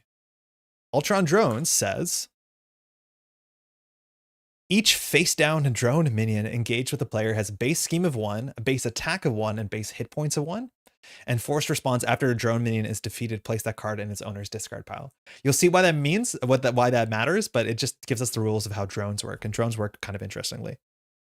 Then we flip this over. Crimson Cowl 2. It comes in with a threshold of only 3 to advance, which is tiny. That's super small. Ultron is using the components Klaw delivered in order to build an army of drones. When revealed, each player puts a top card of their deck into play face down engaged on them as a drone. So the way that this game represents drones is not by having a lot of small minions in the deck, but anytime a drone spawns, you grab the top card of your deck and you engage yourself with it. You can't look at the back of it, so you don't know what it is, and then once that card is defeated, it goes straight up into your discard pile. Some people get frustrated with that. Technically, back in the day too, the setup rules on the villain happen before the setup rules on the hero. And there's a whole bunch of heroes that for some reason say like put Captain America's shield into play or put like Wolverine's claws into play, and they have them as a setup text, which means technically there's a chance if that's in your deck, because it technically is considered to be part of your deck, that Wolverine's claws can end up being a drone randomly, 1 in 40 chance. And if that's the case, your game is kind of messed up because you miss your setup ability, which allows you to attach your claws to Wolverine. People get frustrated about that. I think they recently ameliorated it, but whatever this card is, we won't know what it is, and it is now engaged with us, and it's a drone with 1 attack and 1 health. I can do this. I'm probably not going to do that. We'll just remember every face down card is technically a drone. Eventually, the drones can actually get more health, and we will track that when that happens. All right, that's our main scheme. Mind you, if this advances, there's more behind it. And then we have Ultron 2, and Ultron has big numbers. Has 22 health. Villain name Ultron. Set villain health. Villain set 22. Ultron? When Ultron attacks you, put the top card of your deck into play face down, engage with you as a drone minion. Until the end of this attack, Ultron gets +1 attack for each drone minion engaged with you. So technically it says that Ultron has 2 attack, but every time a drone comes in, that'll be 3 attack, and so on and so forth. So you need to deal with the drones, otherwise Ultron hits harder and harder. Stun is really good against Ultron, because if you stun Ultron, Ultron pulls out less drones. And this is a very important learning moment if you're a newer player, because Ultron attacks and then all the minions engaged with you attack. That's how the activation phase works. So technically Ultron will attack, then after that this old drone will attack, and then the new drone will attack. So technically Ultron's attacking for 3 in a boost +1/+1. This is why retaliate or any sort of instant speed damage is really useful. And technically if we fire our preparations, we can do instant speed damage. We just have to keep that in mind because the board state does get out of control. Ultron's a big step up from Klaw. That's otherwise it. We'll shuffle the deck and we'll get ready. Again, I don't know if there's any cards. I guess technically we can't change our deck because this card's locked at the table, but if we can find anything that does like instant speed damage or has retaliate, that's really good for us. Again, I'd have to check. I'm not sure if there's any neutral or basic allies that have retaliate, but they'd be very good because you just block the drones and the drones blow up. Ultron also has 22 health. I think the Ultron 3 has like 25 health, maybe 30 health. It's like really, really big. So we have a lot of fighting to do, and you can't really play the long game against Ultron because it's just a lot of drones. Every turn there's a new minion they have to deal with. Cool. I want to be very clear, this 3 is not here. I'll just put it here for now. And we can mulligan for alter ego. We lose, then we'll look at our card pool and see if there's something else we can put on the play. All right, counterintelligence, not super important. It makes threat not hit the table, which like not our biggest problem out of the gate here, as much as 3 threat for the main scheme is pretty low. Widow's Bite, that's really good. This allows us to delete 2 drones at once, because whenever a drone enters, we can destroy it, and then preparation can destroy the other one, so we'll definitely keep this card. Practice Plan, those work really well together, why not? Okay, no, it's 1 per player. Dance of Death is not bad, but I don't think we want to play a 3-cost card on turn 1, we'd rather set up. And finally we have Widow's Gauntlet, which allows us to generate a resource to play a prep. So we'll get rid of these 3, draw 3 more. Act Acrobatics, Prism Dust, Gemma. Not bad at all. That's actually a relatively okay setup. All right, how greedy are we going to be here? I think we're going to be relatively greedy. We're going to be relatively greedy. So Prism Dust is also good. It deletes drones. Acrobatics is like fine. These are all nice ways to delete drones. The question is, how greedy do we want to be? I think we'll throw out the Prism Dust to play Gemma. Mind you, we are technically shield on this side. We'll use Gemma to pay for the gauntlets because it's tech. We'll use the gauntlets. Oh, actually, before we do any of this, hold on. The technically right order is just to play the practice plan first anyways, because it draws a card in case this changes our order. It does. That's a safe house. Huh. Glad that we retconned this, because the first time we play a preparation in alter ego, we draw a card. So safe house we want to put down, because it basically is free this turn, because we can pitch Prism Dust to play the safe house, and then we can use the safe house to add the Prism Dust back to our hand. That's fine. Okay. So same thing. We're going to use Prism Dust to play Gemma, Gemma to play Gauntlets, Gauntlets to play... Oh, then we're short a resource. That's fine. So it leaves us with this in our hand, which is stranded. This is a good card, though. It's a pretty good card.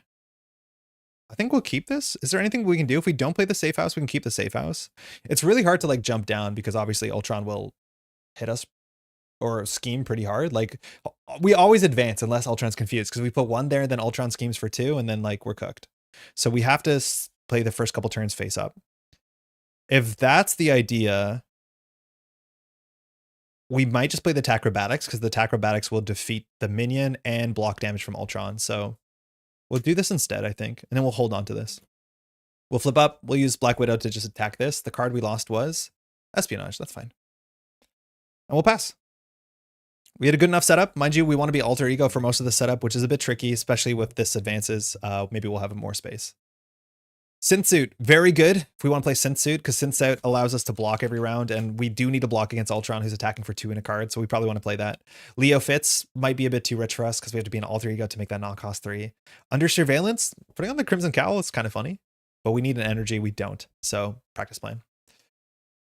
Okay, so we play 1 threat here. Ultron now attacks for 2 in a card, but it says while Ultron attacks. What's the wording? Ultron? Ultron? When Ultron attacks you, place the top card of your deck engaged with you, and Ultron gets +1 attack for each drone minion. So, oh, if we did the other one, we would have saved a damage. That's fine. We'll probably save more damage. So we won't block. We're just going to take some damage here. So Ultron is attacking for 2 in a card. We want this to have massive boost icons. It does. It has 2 boost icons. So then we'll use Attack Acrobatics, which says when a boost card is turned face up, cancel those icons and deal that amount of damage to the villain. So the villain is down to 20. And because we used a preparation, we can blow this thing up. Turns out it was our Winter Soldier. Not a great draw for us. That's fine. And so Ultron is attacking us for just 2 damage because it calculates, I think, actively. So there's no, what's it called? There's no drone. So we just take 2. We're on 7. Encounter card. Yo, Cat, how's it going? Exhaustion. Oh, no. Hate to get this on turn 1, but there's not that much else we have to deal with. Exhaust your identity has surge. Can't cancel it. Oh, we're going to practice plan, excuse me, to add that back to our hand. Because we have another practice plan. And it does another damage to the villain. How's your weekend, Cat? You playing out in New Jersey? So we are exhausted. We surge.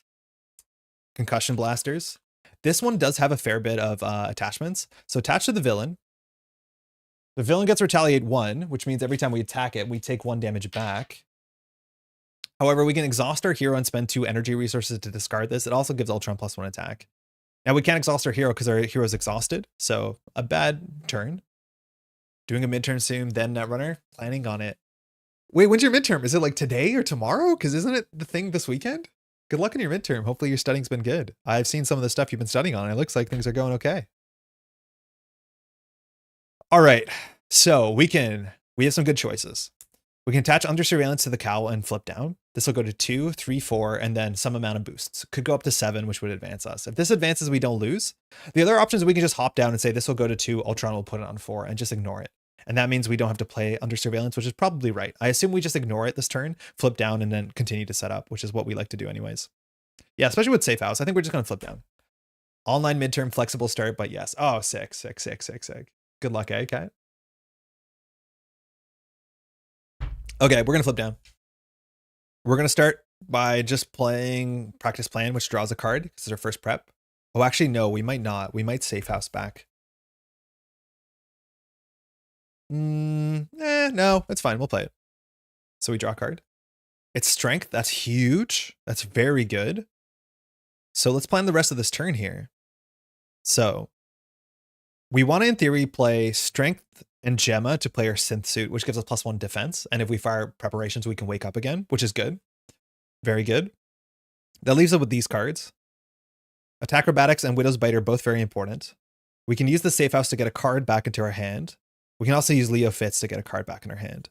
I think no matter what, we'll spend 1, 2, 3 on Synth Suit, which I'll put here next to my character so I can remember it's a thing. Gives us +1 defense, and when we fire a preparation, we can ready Black Widow by exhausting this, and our card's ready at the end of every hero phase. So that's a start. I think we'll just Safe House back a card to get a resource, add it to our hand. So if that's the case, I think we can afford to do this, where we play Leo for 1. Leo now costs only 1 because we're shield when we're alter ego. We can go search our deck for a tech card and add it to our hand. That means we'll have 4 cards in hand, which is not incredibly important. I don't actually think we use that. Oh, we could get a Widow's Gauntlet, and then that's good. So we'll use Leo Fitz to go grab our last Gauntlet. Because otherwise we can't play it, but this actually only costs 1 true resource because it generates a resource. Yeah, this is a good setup. We will advance, but like you generally do end up advancing for the first one anyways. Like it teaches you that it's okay to advance schemes. Okay, so then we'll spend 1 to play the Gauntlet. We'll stack them. And then we'll spend 2 of these resources to play 1 of each of these. So we're pretty well set up. Notably too, when Ultron schemes, Ultron doesn't grab a drone. It's only when Ultron attacks. So this also is like beneficial for a couple reasons. The big thing is if we stay in alter ego, right? We can use Safe House, Gemma, and Leo 1 more time. As much as we don't have, oh, we do have a prep in the bin. So we can just grab it at least. Oh, we can grab espionage, which will be a bit better here. Or even counterintelligence. All right, we dropped to 6. Homeland Intervention. Okay. All right. Quake. Quake's pretty good. It actually defeats drones because Quake, as long as we stay in alter ego. After minion activates, we can exhaust Quake to deal 2 damage. That should eat most drones. We get Informant, which says that if a minion schemes, they scheme for us instead. Now Agent Coulson and Widow's Bite. Okay. It's good that we have a preparation there. So this goes to 2. Ultron activates against us, which means Ultron will scheme for 2 and a card. So this advances. The card is boost icon, place 1 on Pursued by the Past. When this hits 4, we get our Nemesis. And so we advance. Assault on NORAD. Weird that they actually like name drop a real place, but I guess they do that for other things, like New York City, stuff like that. As you pursue Ultron, you receive a distress call from the North America Aerospace Defense Command in Colorado. They are besieged by an army of Ultron drones. From the art, if I'm not mistaken, that's where they keep the Stargate, right? I'm pretty sure the Stargate is in there from what I remember. Each player puts the top card of their deck into play face down, engage with them as a drone minion, advance to stage 2B. And we have to remember this will continue to activate against us. Backside of this comes in with no threat, has 10 threat. If Ultron gains control of NORAD, he will have access to the United States' Ballistic Missile Command. There's a card underneath this, but you don't want to get there. You can still win, but it's pretty funny how rough the next scheme is. And like, you're basically on a clock. It's really bad if that happens. Now, forced response. After placing threat here during step 1 of the villain phase, which is when you put 1 per player on this thing, each player has to either choose to place 2 threat on here or put the top card of their deck into play as a drone. And of course, the amount of drones in play really matters because Ultron gets more and more attack for the more drones. And so that's the worst time to put a drone in front of you. Now, we did the activation of the villain, and now after that, we have to do the activation of each minion engaged with us. And of course, we have a drone engaged with us, which means that drone will activate, which just puts 1 threat here because the drone has 1 scheme. Encounter card, Concussive Blast. Okay, good to draw this now. Not you. Nice try, Cable. Or sorry, Bishop. This just says deal 1 damage to each friendly character, so Natasha takes 1.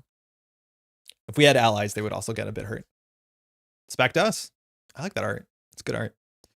So anytime that you see an illustrator credit on the bottom, if I'm not mistaken, it means that the art was made for this game. If you ever find a card that doesn't have an illustrator credit, that means that this came from a comic book. And I don't know why they don't credit the artists of the comic book, but for instance, Evil Alliance doesn't have an artist credit, and that's because this was directly used from something else.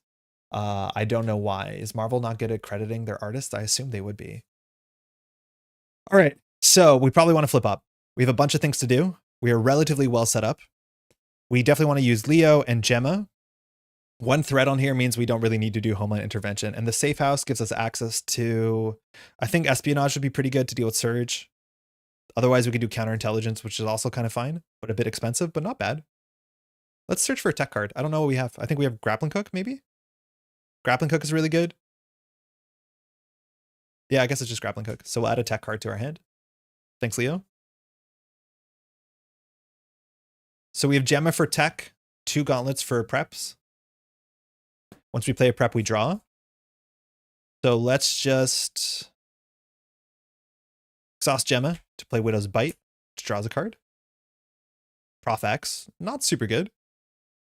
We can at least chump block with Prof X. Prof X is probably not worth playing. I'd rather play Coulson because Coulson can knock out this minion without losing any value. All right. So that means we'll do 1, 2, 3 for Coulson. When Coulson comes into play, we can search our deck and discard pile for a prep and add it to our hand. Our 1 cost prep, so we have 1 more attack acrobatics. It's in the deck, so I think we'll add that to our hand. It's in our discard pile. No way. Is it in our hand? Did I do the bad thing again? Wait, where's our last attack acrobatics? Huh? That's their discard pile. It's not in our hand. Oh my god, it's here.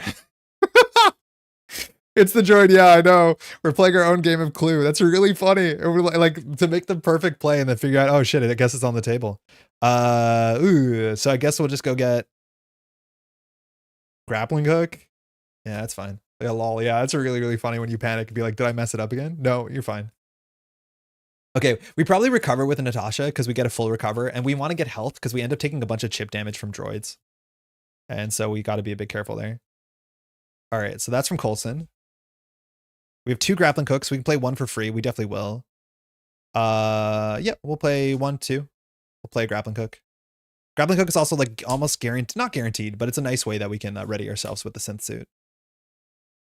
So we'll Safe House to grab a prep card. We'll just go grab, I think, Practice Plan just for a resource. It's the droid. So here we can play Quake and just float a card, which is silly. Or we can, yeah, that's all we do. It's either grappling hook or quake. I like quake a bit because quake means we can deal with droids and we can chump block. And I think we're gonna have to chump block a small bit. Informant doesn't seem super valuable. Grappling hook is really good though.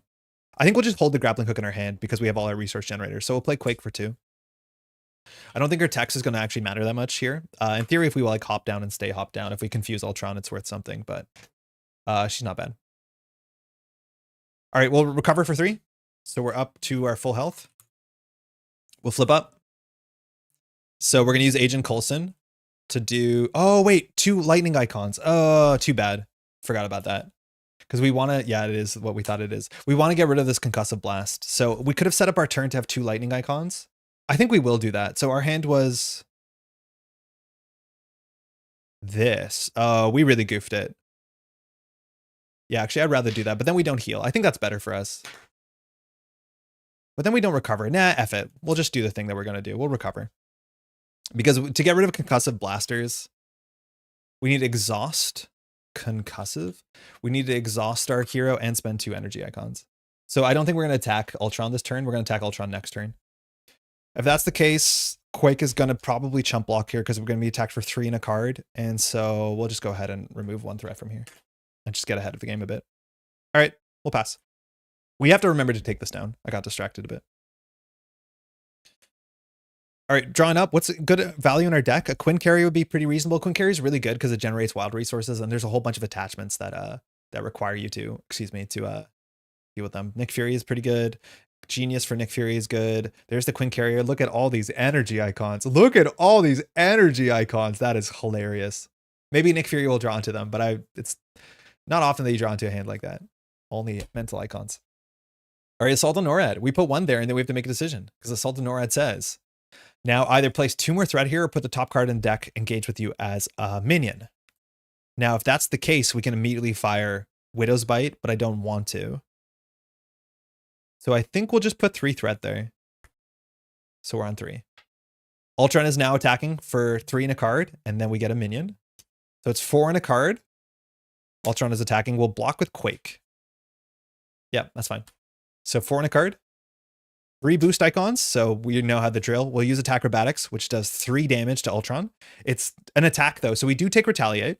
So we're going to take 1, and Ultron's going to take 3.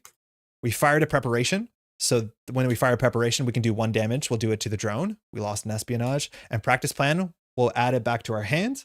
And so that's back in our hand.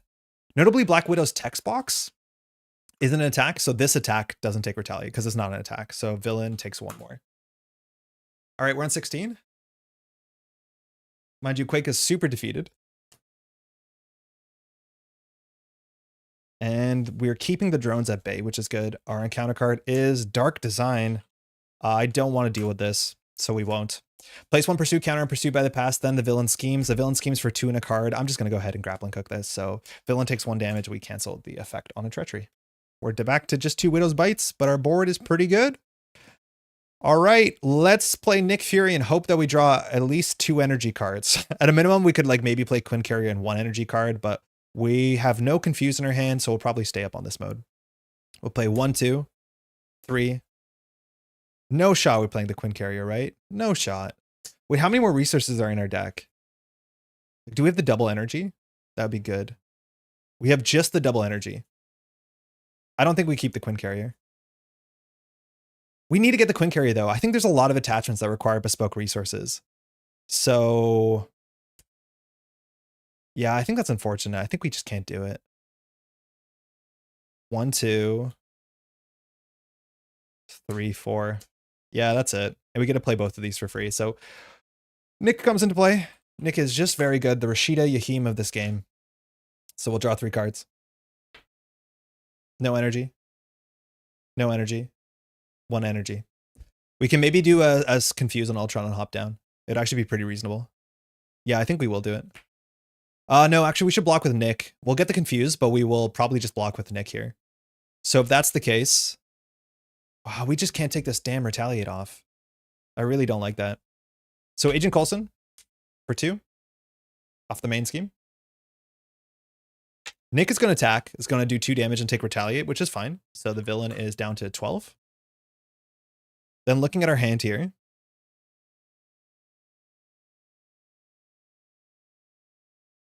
Yeah, it's fine. So if we play this for free, we can't play covert ops because we're short.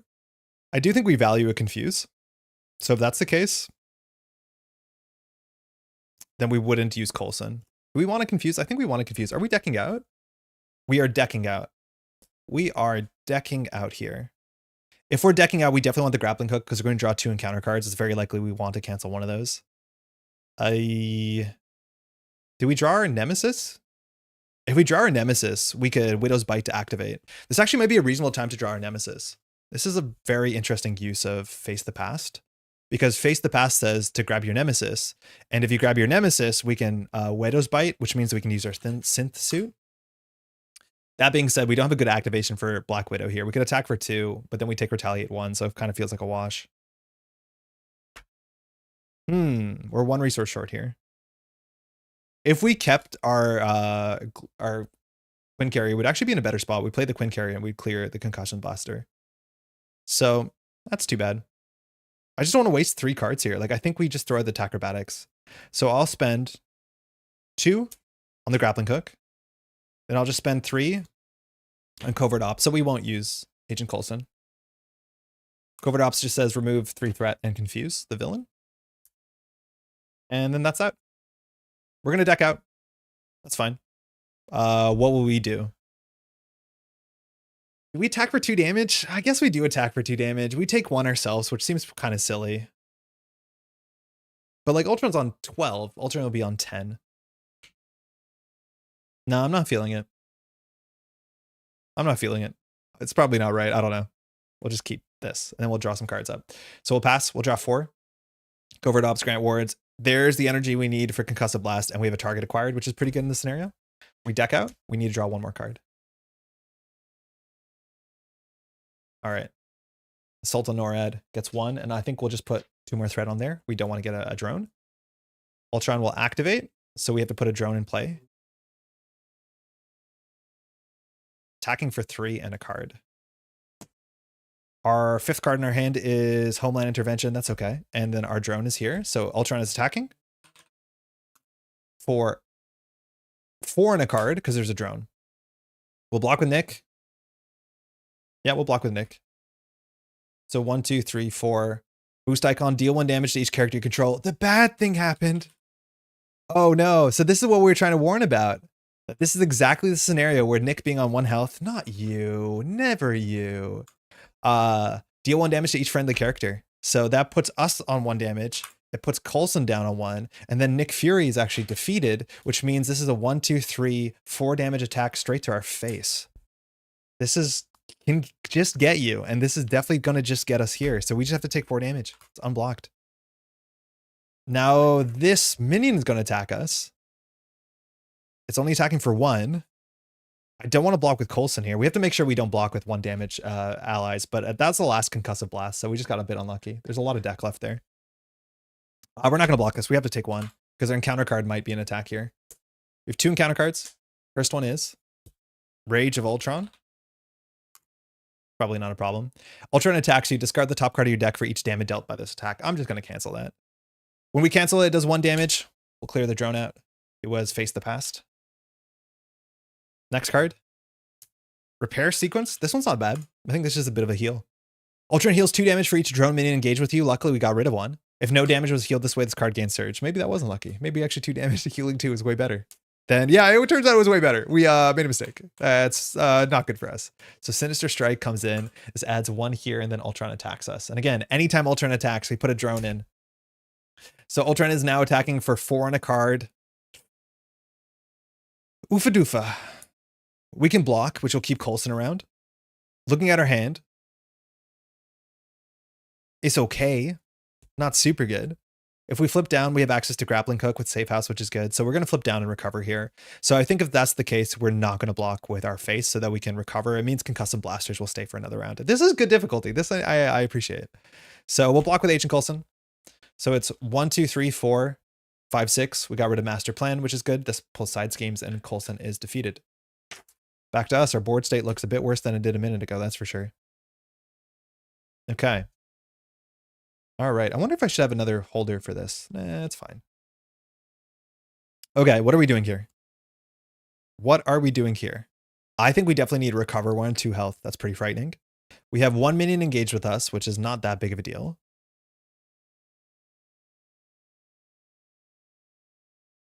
No matter what, we can play any of these cards in either mode, so I think we can just hop down. So we'll pop down into Alter Ego. Here, we have no preparations. Oh, we do have a preparation in our hand, so we'll draw a card here. Actually, we should just use Leo to grab a tech from our deck so that we don't draw into a tech. So tech search. I think we have a grappling hook in here. And Dust. Dust is an option.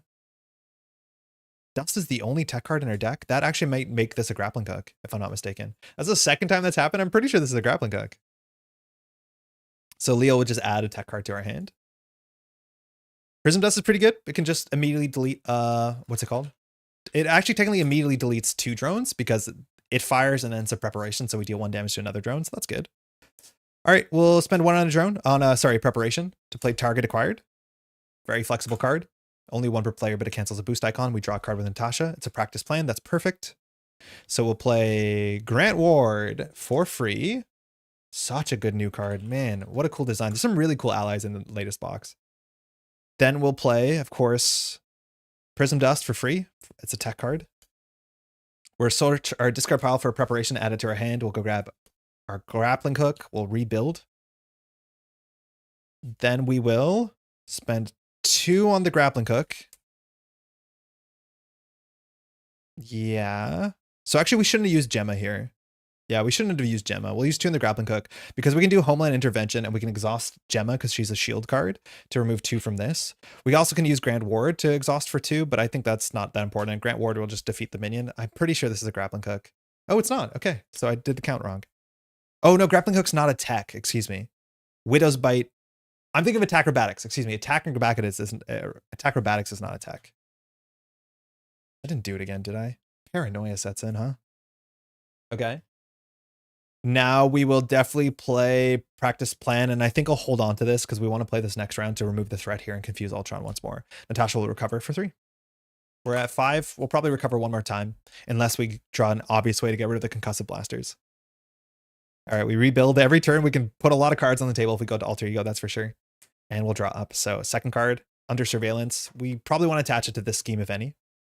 Informant, Espionage, Counterintelligence, and another Espionage. These are all hero responses, so none of our preparations will fire this round. This goes to 2, Assault on NORAD. Assault on NORAD says, again, we either play 2 threat here or put a drone into play. I think we're just going to do 2 threat here. What's really annoying is if you put a drone into play, the drone activates, so you're functionally putting 2 threat here anyways, right? Or 1 additional threat anyways, so this goes to 4. Ultron's confused.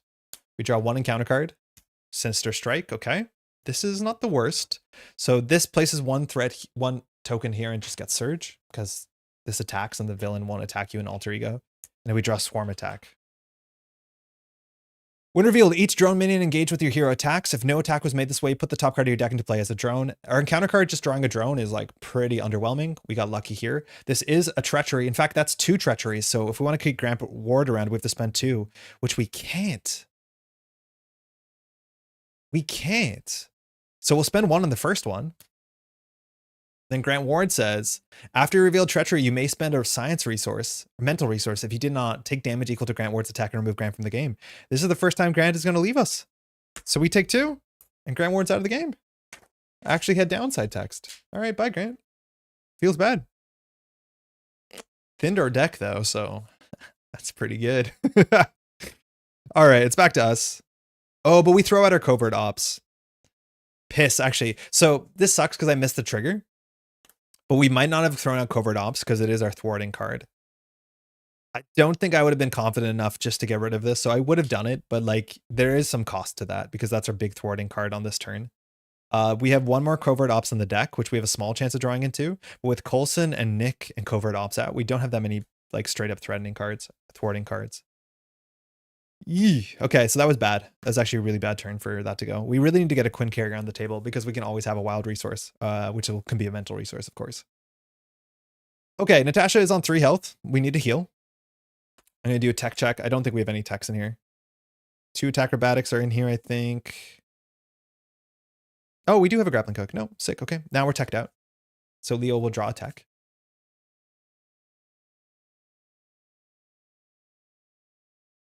That's in her hand. Safe House has some options, I'm pretty sure. No, Safe House has no options. So in theory, we want to spend this because we can add it back to our hand. So we're going to draw here. So I'll spend the grappling hook and the espionage to attach under surveillance here, which gives it 4 more threat. We've played a preparation so we can draw a card. It's Prof X. That's really well timed. The issue is if we do that, we don't play any of our preparations. We'll add, I think we'll add grappling hook back to our hand with the Safe House. Then we can play 2 for grappling hook. We'll play 3 for Professor X. When Prof X comes into play, we can confuse somebody. So we'll go ahead and confuse Ultron. Has 3 health, and we'll leave at the end of the round. So we're going to block with Prof X. Natasha will recover 3. So we're up to 6. We'll flip up because we want to be in hero mode for a bunch of reasons. We need to start firing our preparations. Prof X will thwart for 3, and we'll just pass. We haven't drawn our energy yet, so we should be able to get rid of this next turn. All right, we're set up. We should fire a bunch of preps this turn. With practice plan for sure, we're going to fire some preps.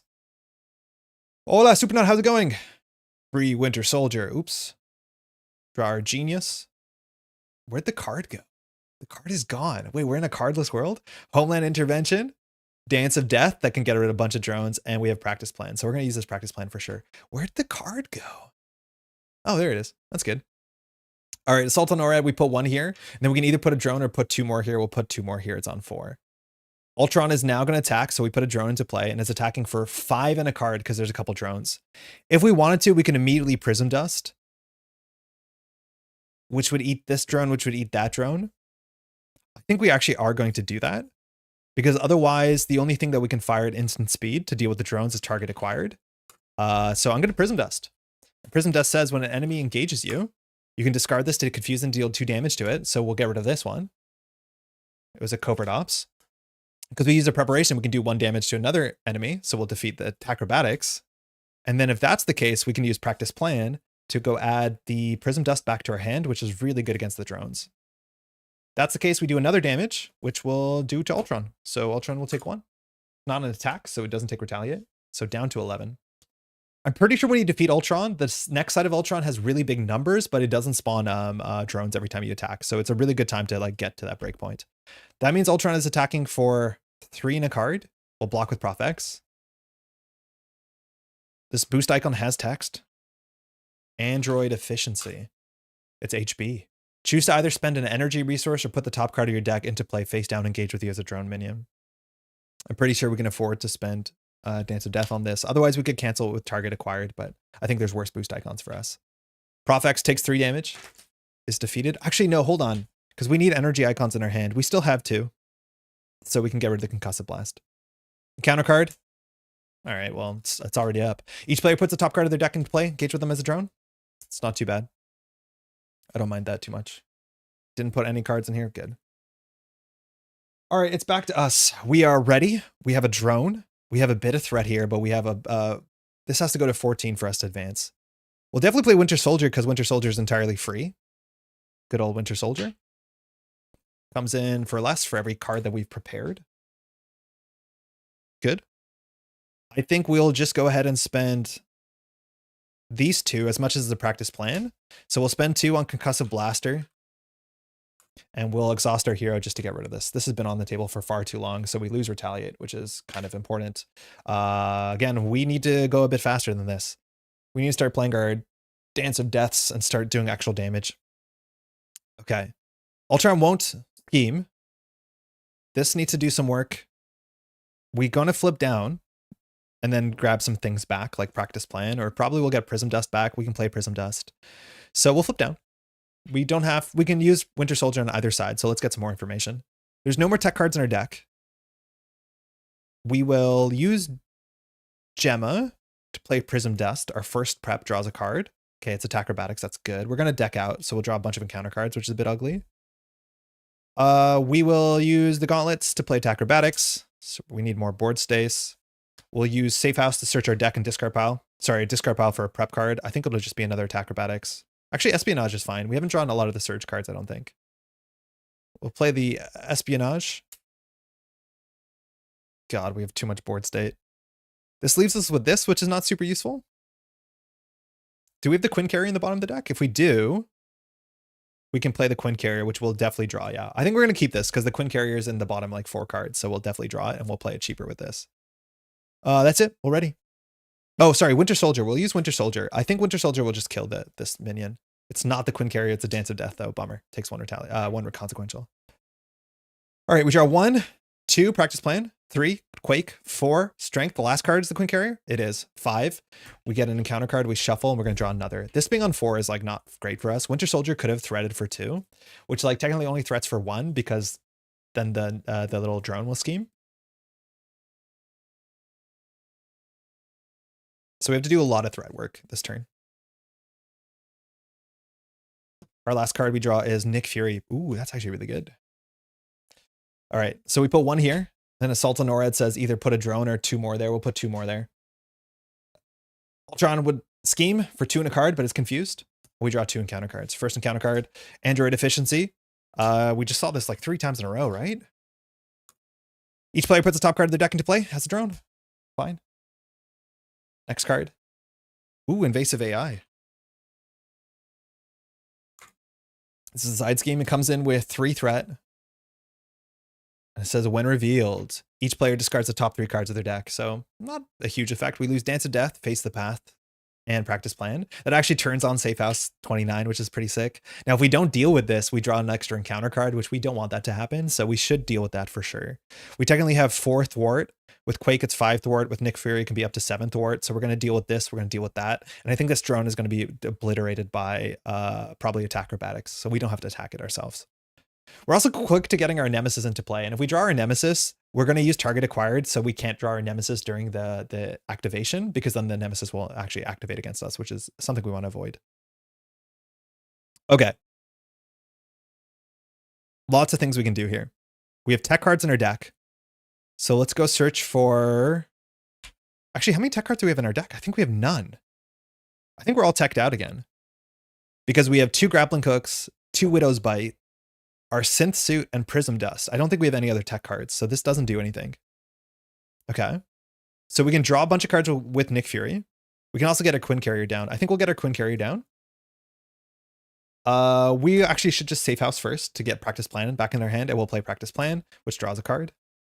Okay, it's an energy. Great. So then we're going to spend energy and this Practice Plan, which is useless, to play the Quinn Carrier. This generates a wild resource. Oh, we can't play this until we flip up. So actually the order here matters. Because mind you, Quinn Carrier says that you can only play it when you're an Avenger, and we're only an Avenger when we're on the other side. So the question is, are we going to thwart 2 or are we going to recover 3? I think we don't need to recover. I think this is an okay time to recover, but we need to do a lot of thwarting, so we'll take some risks here. We have 3 blocks, so we'll flip up. Now we're an Avenger. So we'll spend 1, 2, 3 for the Quinn Carrier once more. Now, we'll spend 4 resources to play Nick Fury. I really need more table space here. Nick Fury comes into play. We'll last 1 round. Again, it's Rashida. We'll draw 3 cards. 1, 2, 3. Okay. So we can play Professor X again to get 3 thwart and a confuse, or we can play Covert Ops, which is 3 thwart and a confuse. The difference is this is 4 thwart and a confuse, which is slightly better. So I think we'll play the Covert Ops. Yes. Yeah, I think we'll play the Covert Ops here, and then we can play the Acrobatics for free. So we'll generate 1 from Quinn Carrier. We'll spend 2 and 3. In theory, actually, there's a chance that Professor X might be better because Professor X can block if we get attacked by 2 things. Yeah, that's only slightly better. We lose 1 threat, but we get another blocker in theory. That might actually be worth something. So we'll spend 1, 2, 3 for Prof X. When it comes into play, we can ready an X-Men. We don't have any. We can stun a minion. We don't care. So we'll confuse the villain. Comes in with 3 health. Lasts only 1 turn.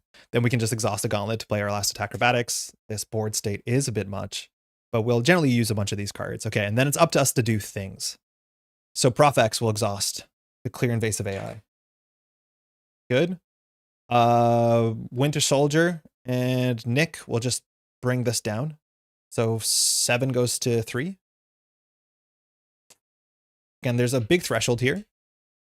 We could either attack for 2 or we could do 2 threat. I think we just need damage. We'll attack for 2 into Ultron. Ultron will take 2, down to 9. We'll ready up.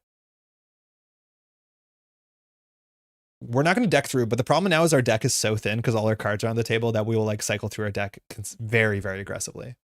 So 1, 2, 3, 4, 5, we'll deck out very quickly. Our 5 cards are Informant, Homeland Intervention, Build Support, Practice Plan, Agent Coulson. So we're definitely going to use this Practice Plan. This adds 1, it's on 4. And then we can either add a drone, and I think we're actually going to choose to add a drone. No, we're not. We're going to add 2 here. It goes to 6. Ultron attacks us, which means we add a drone. When we add the drone, we'll Prism Dust to do 2 damage and defeat this. We fired a preparation, so we can defeat this. We'll also now use our Practice Plan, which is a preparation, which deals 1 damage to the villain, and we'll add that Prism Dust back to our hand. So now Ultron is attacking for 2 in a card. We'll block with Nick. Boost icons, 2 boost icons. I think we just need to start doing damage. So we'll attack Acrobatics, which cancels the boost icons and does the same amount of damage back to Ultron, so Ultron takes 2. Nick Fury is still killed. Or defeated, excuse me. We'll be back. Clear the board space. All right, our encounter card. Program. Transmitter. Attach to Ultron. After Ultron schemes, place 1 threat on each side scheme and exhaust your hero and spend 2 mental resources to discard this. It also gives him +1 scheme. All right, he's confused, so not a huge concern here. Professor X is discarded. 1 damage for using the last preparation. I think we did it to Ultron. No, I think you're right. I missed it. Nice. Good catch. Yeah, because I have the log. I did 2. I didn't do 1. Huge. So Ultron's on 5. That means our damage, we have 2 mentals in our hand. This card is now useless. We could actually play this card just so that there's 1 encounter card in the expert set called Master Plan, which plays 4th threat on every side scheme. It's already in the discard bin, but if you have your own side scheme on the table, it doesn't whiff and then draw a side scheme from the deck. So there's some value into that. We have a lot of different cancels, mind you. We can cancel 2 encounter cards. We can cancel boost. We can cancel minions. So we just need to start doing actual damage. I think we can let this go through. We're going to have to do a bit of thwarting here. So very easily we can play Coulson. So we'll pitch, I don't know, 1, 2, 3. Informant hasn't really been doing anything for us. We'll play Coulson. When Coulson comes into play, search your deck and discard pile for a prep. We have so many resources to spend on preps. I think we'll just take an attack acrobatics because it's damage. Adds it to our hand. Then we'll just dump our preparations on the table. So we'll play Practice Plan for free. We'll use this to play attack acrobatics. And then we'll use the other gauntlet to play Prism Dust. We are very prepped out. Coulson with Thwart 2, which is keeping on pace, and then will attack for 2 apiece. That does 4 damage to Ultron, dropping Ultron to 1 health. I'm not sure what happens when Ultron 3 comes out. I'm not sure if we want to advance to Ultron 3 in the middle of the villain phase. There's a chance that it'll just happen. Yeah, there's a chance it'll just happen. Because like sometimes when Ultron, what happens when Ultron goes to 3? I guess we should check. So when we advance Ultron, it says when revealed, search and counter deck and discard pile for the Ultron's imperative side scheme and reveal it. It's probably fine. But it says each drone minion gets +1 attack and +1 hit point. So they actually don't get immediately defeated by our preparation, our Widowmaker ability. That's probably fine though. So I think we can defeat Ultron. And I think we will. We'll pass. We'll draw up 3 cards, get an encounter card, shuffle our small discard pile. It's very few cards. 1, 2, 3, 4, 5, 6, 7, 8, 9, 10, 11, 12, 13, 14, 15, 16. It's 16 cards in our deck. And we can thin it out a bit more, but we're going to discard some cards here.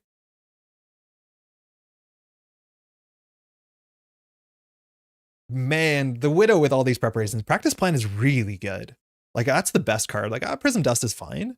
It's like doing the same thing Widow's Bite will do, but oh my god, Practice Plan is so good for Widow. This is ready. This is ready. I feel like we don't have a lot of burst damage, but we haven't played a single Dance of Death, which we will start doing it more and more consistently because our deck is thin. So we have 1 Covert Ops, 4 Informant, 5 Build Support. We can just get out of the deck to thin the deck. So this goes to 5. We can either play a minion or make it go up 2 more. I feel like at this point we should play a minion. So we will instead put a drone into play. When the drone enters play, we'll prism dust it. So we'll do 2 damage to it, which defeats it. It was our covert ops. And then we can do Widowmaker, which does 1 damage to Ultron, which means Ultron is defeated, Ultron 2 is defeated, and we go to Ultron 3. Notably, Ultron 3 doesn't, when it attacks, it doesn't actually spawn more minions, so more drones. So we're in an okay spot here. Is still confused. Has massive 27 health. Actually, I think that's the biggest amount of health a single villain has in the entire history of the game. So we'll do villain restore 27. That work? Yeah. Oh, and we'll do, should be 27. Oops, we took the damage. Hold on. Restore 1, villain takes 1.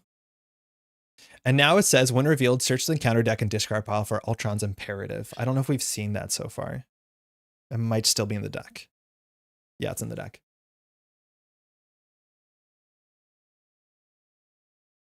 We have to decide if we want to practice plan this card back that we just used, our Prism Dust. I don't think we will. Let's find Ultron's Imperative. I think Ultron's Imperative makes the drones even stronger. Oh, that sucks because we're going to draw 2 encounter cards now, or 3 encounter cards. This is Ultron's Imperative. Whoa, actually, we're going to have a lot of drones. Okay, so a couple things. Firstly, each drone minion gets +1 attack and +1 hit points. Ultron cannot take damage while a drone minion is in play. That is really, really big. We have to make sure we keep the drones down, but luckily Ultron's not spamming drone after drone after drone, so that's really good. We get Ultron's Imperative, though, which comes into play. It comes in with 2 threat. We have no way to remove threat at instant speed, which is a bummer. It says Ultron directs his drone army through hive circuitry. When revealed, the first player puts the top 2 cards of their deck into play face down, engage with them as drone minions. So each of these drone minions now has 2 health and attacks for 2. So they're attacking a bit harder. That means the first player puts the top 2 cards into play face down, engage with them, which this is a good time to fire Widow's Bite. So Widow's Bite will fire now. And Widow's Bite says, after a minion enters play, discard Widow's Bite, deal 2 damage to the minion and stun it. So we deal 2 damage to this one. It's our Dance of Death, unfortunately.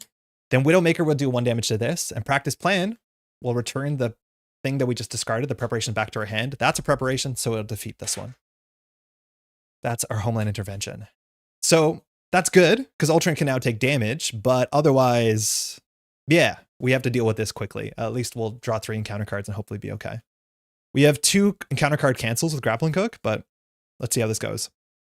We have a lot of thwarting to do. We won't block with Winter Soldier. We'll block with Black Widow here. Ultron is now attacking for 4 on a card. We will block. Yeah, we'll block. So we're blocking for 3. First time we've blocked in a while. Has 2 boost icons on it. We'll go ahead and cancel those boost icons with Attack Acrobatics. So that does 3 damage to Ultron. And we take nothing. We have now used a preparation so we can ready Black Widow with our synth suit. Yeah, we're going to just start throwing the damage out. It's 24. We're getting there. We draw 3 encounter cards because this has an icon in it, so we draw 2 more. You think you have enough cards down? We're losing a couple of our cards. Vibranium, but this is one of the decks that builds up the most because it has all these like 1-cost cards, right? Like it is very weird. Attach to the villain. After the villain takes damage, give it a tough status card. That's so bad for us because we do a lot of small pings, but we can exhaust our hero and spend 2 physical resources to discard this. We need to peel off the armor. That's way too much. I think this is a really cool design card because you have to plan your turn around it, and it does feel like Ultron's really tough. Rage of Ultron. Uh-oh. Ultron attacks you. Discard the top card of your deck for each damage dealt. I don't care about the cards that we're discarding, but I think we'll just go ahead and Grappling Hook to cancel this. We'll choose not to do the 1 damage on Black Widow, because Black Widow's response is optional. And because if we do damage to Ultron, Ultron gains a tough. So we'll just go ahead and cancel that. Next up, Repair Sequence. This will Surge, I think. Ultron heals 2 damage for each drone minion engaged with you. If no damage was healed this way, this card gains Surge. We could just cancel that too. But if we get Surge, we can fire Espionage, which means we can draw more cards. Do we want to draw more cards? Is Nick Fury in there? Yeah, we want to draw more cards. We won't cancel this. So this gets Surge. Espionage says when the Surge keyword on an encounter card would resolve, discard Espionage. Actually, that's not the Surge keyword. What is the ruling here? It gains Surge? Okay, so it gains the keyword. So we'll discard Espionage to draw 2. Unfortunately, we won't do damage to Ultron because Ultron gains a tough. So we draw Face the Past and a Nick Fury. All right, we found him. Last card, Under Fire. All right, reveal the top card in the counter deck. This one has Surge, so we'll just go ahead and cancel this. So we used a bunch of our cards, and this cancels all the text on it. We won't do the damage because Ultron will get tough. All right, so much for a beautiful board state, but we did just take a whole bunch of cards and cancel almost all of them. We need to spend 2 physical resources to get rid of Vibranium. So we have 1 on Face the Past, and we'll do 1 on Inform It, and we'll get rid of the vibranium armor. We'll exhaust your hero, spend 2 physicals to discard this card. Now we can do all the damage we want. Great. All right, the counter deck is almost empty. We'll definitely use Agent Coulson to thwart 2 here. Clearing Ultron's imperative. Now, it's not going to spawn minions unless we let Assault on Norad spawn minions, which we don't want to let happen. We'll play Nick for 1, 2, 3. I like Homeland Intervention because we're not going to use Leo or Gemma, and that clears 4 threat. So we'll get rid of the Espionage. Widow's Bite is really good because it defeats drones. So that's 4 if we use the Quinn Carrier as well. So when Nick Fury comes into play, we'll just draw some cards. We do like cards, it turns out. We could do 4 damage, actually, which is reasonable. Actually, we might just do 4 damage.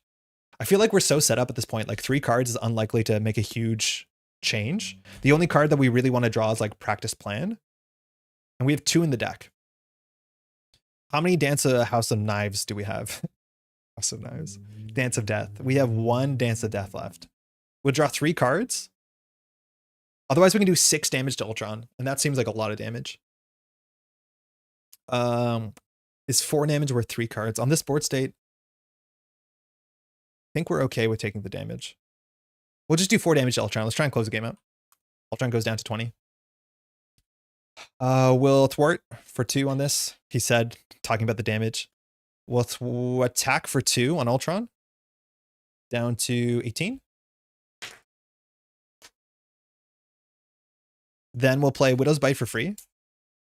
Yeah, I feel like not having a practice plan is pretty rough. And then we'll Homeland Intervention, which card is in our deck for the setup. Exhaust up to 3 shield cards to remove 2 threat from that scheme. Oh, if that's the case, we're going to attack with Nick, not thwart. So that'll be 2 minor damage. We'll exhaust 1 shield card, 1 shield card, 1 shield card, and we'll clear all this threat. Forgot about that. That was part of the game plan the whole time. We're ready up. We're on 6 health. We have 2 blockers, including Nick, who leaves. We should be in a good spot. We're going to draw a practice plan. Okay, strength. So what happens if we drew with Nick? We would have drawn strength. We would have drawn practice plan, which we wanted, and we'd have drawn energy. That's a really bad draw. So I'm glad that we did the 4 damage because obviously these are useless. Counterintelligence, we can play no problem. Ooh, that's not a good hand. All the resources and nothing to do with them. We could technically get rid of this program transmitter, but I don't think it's really important. It's like exhaust your hero and spend 2 mental. All right, we'll just put 3 threat here. We don't want to spawn a drone because if there's a drone in, Ultron can't attack us or we can't take damage. Ultron attacks for 4 and a card will block with Nick Fury. This boost icon is very important because this boost icon would put a threat, or sorry, what's it called? Pursuit counter on Pursued by the Past, which means we draw our nemesis. So we'll use Target Acquired here. Target Acquired just says cancel the card's boost ability. So we'll cancel that. We do 1 damage because we Black Widow it. And then we just take 4 damage. Defeats Nick. Counter card. Nowhere safe. Okay, hold on. Oh, we can't cancel this. Okay, so we're getting our nemesis no matter what. At least we get it at a better time. So it says place 1 pursuit counter here. Then once there's 4, we remove it so we don't do the rest of the text. But that means we have to do our nemesis. So we draw our good friend. Oh, I miss Grant Ward already. Taskmaster, who comes in with 4 health. Taskmaster, very notably, attacks for an absurd amount because it's for every upgrade we have. We actually don't have that many upgrades. We have 1, 2, 3, 4, 5. Well, that's a lot. We have to put Killer for Hire into play. Comes in with 4 threat, just as an acceleration icon. And then we shuffle these 3 cards into the discard pile, or sorry, into the counter deck. And the counter deck only had 4 more cards. The chance that we're drawing these cards is relatively high. And I'll be honest, they're not very scary cards. So I think we actually made the game a bit easier for us. Do we want a Widow's Bite Taskmaster? We could do 3 damage and stun Taskmaster. That actually might be okay. That might be reasonable because we have to do 15 damage to Ultron, which is going to take us at least 2 to 3 turns. So I don't think we want to be in a big rush here. If we look at our hand, we have a practice plan for the next Widow's Bite, but Widow's Bites are less valuable here because Ultron's not spawning drones. So I think we use a Widow's Bite. It says deal 2 damage to a minion and stun it. So we deal 2 to Taskmaster and stun Taskmaster. We can fire a Widowmaker ability. If that's the case,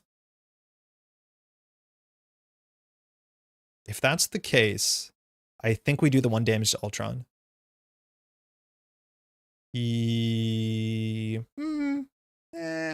think we hop down this turn. So the stun's not that good. That means Cole will have to defeat Taskmaster. Okay, if we're going to defeat Taskmaster, we'll do the 1 damage to the villain. So Ultron's on 14.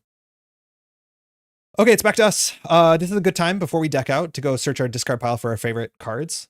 I don't know if there's any tech cards left in our deck. There's not. So Leo doesn't do anything here. We would actually like to draw a Homeland Intervention if we could. It'd be pretty good. We're also relatively safe because we have Counterintelligence, which can remove 3 threat from here. So, or 2 threat from Killer for Hire as well. So if that's the case, we'll have to use Black Widow to attack Taskmaster. Otherwise, Taskmaster schemes for 700. And we don't want that. Coulson will, I think, scheme for 2 off of this and is defeated to go into the discard pile. So when we shuffle our deck, we'll actually be drawing things. We'll flip down. Here, we'll definitely just spend, well, I guess we can do this for free and play Counterintelligence, which ignores some threat. This is one of the very few preparations that you can fire an alter ego. And our first prep, Natasha draws a card. It's Quake. Okay, well, no considerations. We'll play Quake. Quake is 2 attack. I think that's what Quake is going to be up to. So we'll just attack for 2 with Quake. So villain is down to 12. We can safe house to search our discard pile for prep. Widow's Bites are pretty good, that's for sure. I think we're going to take an encounter card cancel. I value that a fair bit. And so that goes into our hand. We'll play it. We'll Gemma. Sorry, this is free. We'll just play Practice Plan. And I think that's all we do. We can hold on to the energy. What do we have left in our deck that's expensive? I think we have like those Dance of Deaths, which cost 2. And I think we'll just hold this. We should be able to close it next turn if we're lucky, especially if we draw like Nick Fury again, because we'll do a whole bunch of damage. Second card, Practice Plan. Third, Prof X. Okay, not bad. There's the Dance of Death. We deck out. We're going to draw 2 more cards, so we get an encounter card.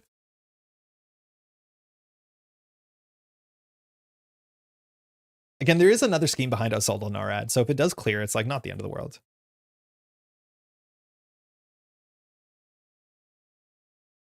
We would love Nick. Not super likely. Our deck is a lot thicker because we put a lot of preps back. Another Practice Plan, bummer. And then our 6th card, Genius. That's a very ugly hand again. All right, this gets 2. I'm going to use Counterintelligence here. It gets 2 because of the acceleration icon. We're going to discard this and prevent 3 of the threat, so it goes down to 3 again. Notably, we don't do the Widowmaker ability because we're not Black Widow, we're Natasha. And then we have to do the Sultanora text, which says that we either have to put a drone into play, which would activate against us, so we'll just put 2 threat here. It's up to 5. Ultron would activate, would scheme, but it's confused, and so we draw 2 encounter cards. First one, Advanced Ultron Drone. I'm surprised we haven't drawn one of these yet. It's pretty common. It has guard, so we can't attack Ultron until we deal with this. It has 4 health, and when defeated, you put a drone into play. So it spawns drones, which is pretty annoying because Ultron can't get damaged while there's a drone into play. Obviously, this has guard too, but notably, it's also a drone type. All right, these, we're expecting a couple of these in the deck because we shuffled them in. Hydra Mercenary also has another guard and has 3 health. So guard again, double guard, we cannot attack Ultron. Okay, what do we want to do here? We can go search our deck for a tech card. We definitely will. What tech card do we want? I think we want Widow's Bite, which is very good against when the drone spawns on Advanced Ultron. We actually have a really cool play here, is that we can fire Widow's Bite on our turn, which means Synth Suit can ready Natasha, so Natasha can activate twice. It's a really fun play line if you can fire Synth Suit on the player phase, on the hero phase, and I think we'll be able to do it here. All right, we'll save a tech resource playing a Widow's Bite. We draw a card because of Natasha's text. We draw a build support that's useless. We'll use Safe House to grab Counterintelligence back. And then nothing here can we not do in hero mode. We're not going to recover. So we'll flip up and we'll use Black Widow to thwart for 2. Clearing this, she's exhausted. Now we need to defeat Advanced Ultron Drone. How much damage we got? So we'll spend 1, 2, 3 on Dance of Death. Again, we cannot, these are 3 separate attacks, so we can't target Ultron because they have guard. So that means we should do, oh, that's ugly to do 7. Because we have 1, 2, and 3. So 1 and 3 defeats this, 2 drops that, and then we can defeat it with a preparation. So that's fine. So we'll do 1 here, 2 here, 3 on Advanced Ultron Drone. Again, Advanced Ultron Drone says, Advanced.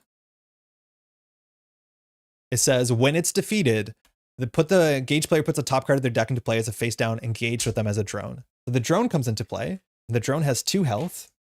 But here we can actually just fire Widow's Bite quick. And Widow's Bite says after a minion enters play, discard Widow's Bite to deal 2 damage to the minion and stun it. So we'll discard this to deal 2 damage to the minion and stun it. So that defeats this minion. Then, because we did a preparation, we can wake up Black Widow. We can do 1 damage because of the Black Widow ability, which defeats this mercenary.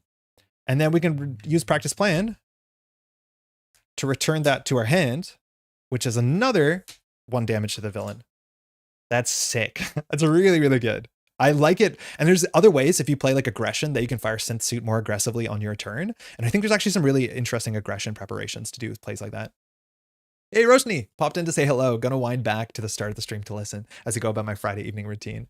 Hey, enjoy your Friday evening. Hopefully it's a nice, relaxing one. But we've been playing through the core set, which is like the Marvel Champions most people learn as much as we're playing a more advanced hero. And it's a really fun core set. All right, that's sick. That's really quite good. So we can just continue to set up and we're going to be able to win probably next turn. I would say almost guaranteed next turn. We'll spend 2 and this wild on Prof X comes into play. You know the deal. Prof X will confuse Ultron. Prof X will be our blocker. We'll thwart for 3 for Prof X, dropping this down to a healthy amount. We're not going to deck out. Then we will play 1 for Widow's Bite that we just returned. We'll play 1 for the Practice Plan again, and we'll spend 1 on our Gauntlet to play Counterintelligence, which is the remove 3 threat, or more accurately, do not place 3 threat when you place 3 threat. Black Widow's still awake. Black Widow will attack for 2. Ultron's down to 9, and I think we're not going to use Quake because we always like panic block with Quake, and the 2 damage now versus 2 damage later doesn't matter because our deck is not going to deck out. So we'll just keep Quake in case something happens. We've drawn both of the concussive blasts that say deal 1 damage to every ally, and if we didn't, we'd use Quake here. But because we did, we're not super stressed. We have an attack acrobatics, so we can do not 9 damage, but if we're lucky, we can do like 4 or 5 damage this villain phase. Draw 5 cards. 1, 2, 3, 4, 5. Nailed it. Espionage, covert ops, target acquired, and homeland intervention. So unfortunately, this is no damage. So our damage is going to be off of our preparations, like it usually is. I want to have a tracker of how much damage we do through the Widowmaker ability, but it is just like a goofy amount of free damage. All right. I also wonder if we should have like Ultron's head above the Ultron name, just to give some context, because you don't need to see this. And I think like just floating there on the side is strange. So maybe we should have like a little Ultron image that we can put over there. I think that'd be fun. All right, this goes to 3. We're going to drop it up to 5 because we don't want to spawn a drone. And then Prof X will block when Ultron attacks for 4 in a card. Has 2 boost icons. We'll go ahead and attack acrobatics, which cancel those icons and return them. And then we did a preparation so that it does 3 damage to Ultron. We could choose to use Practice Plan here.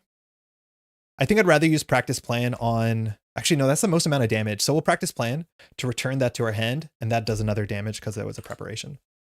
4 damage, Professor X is defeated. We're on 5 health. Okay. Encounter card, which we can cancel. Not this one, we can't cancel. Hydra Mercenary. This one we probably are going to stun.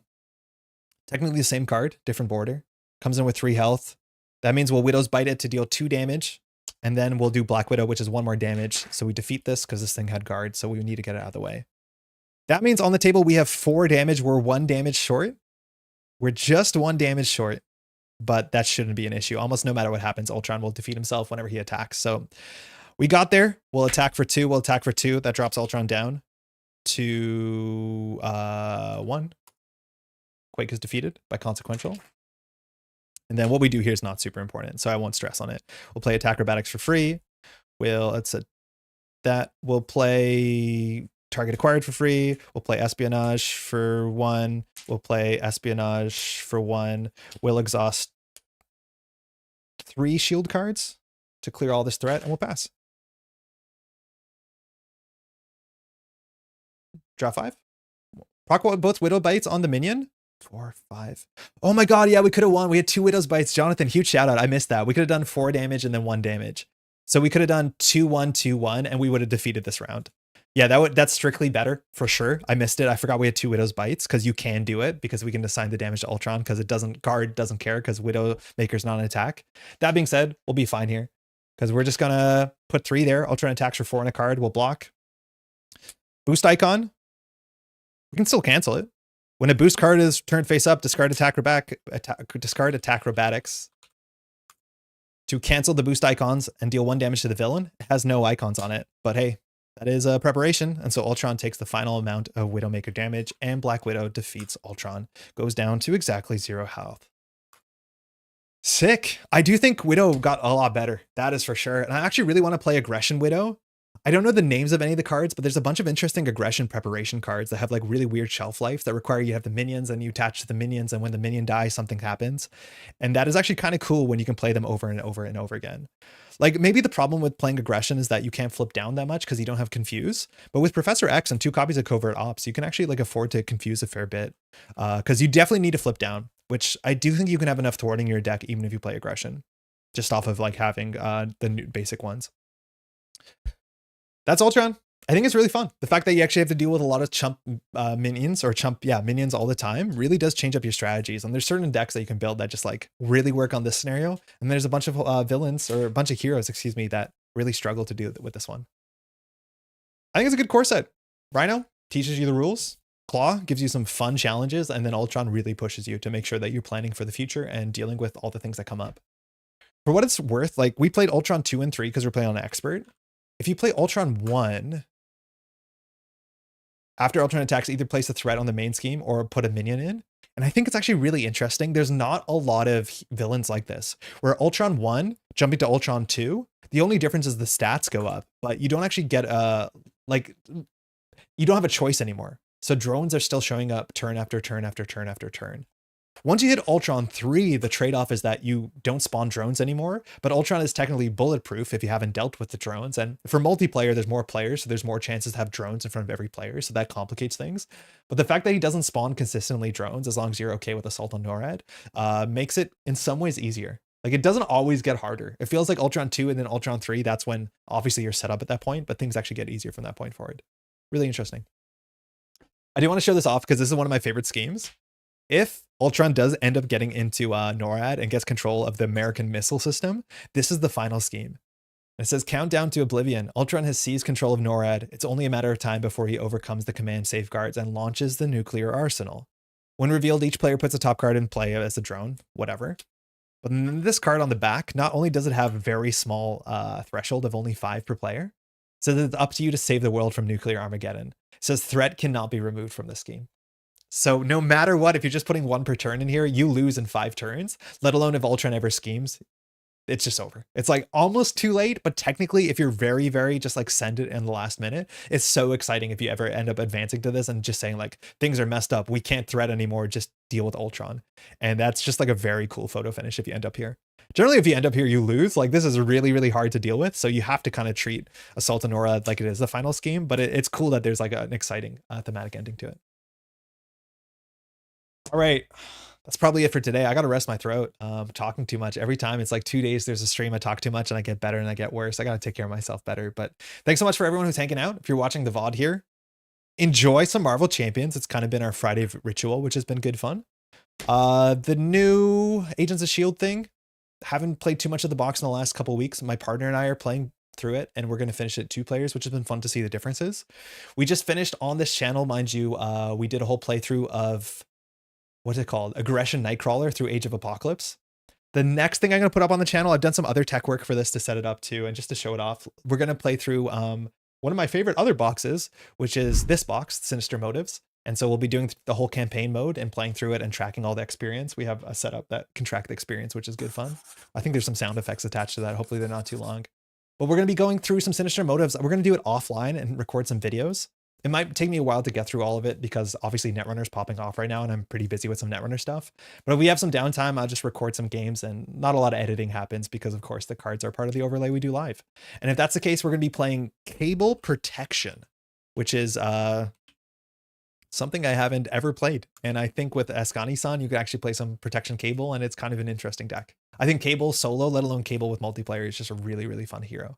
So we'll be playing some Spider-Man villains with our like X-Force time traveling soldier guy. Cool. I think we can drop that. Hold on. We have to clear it. We'll drop it.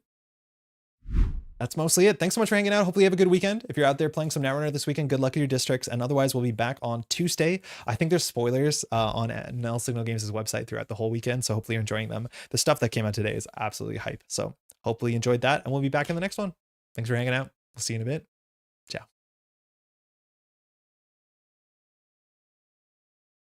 Where are we?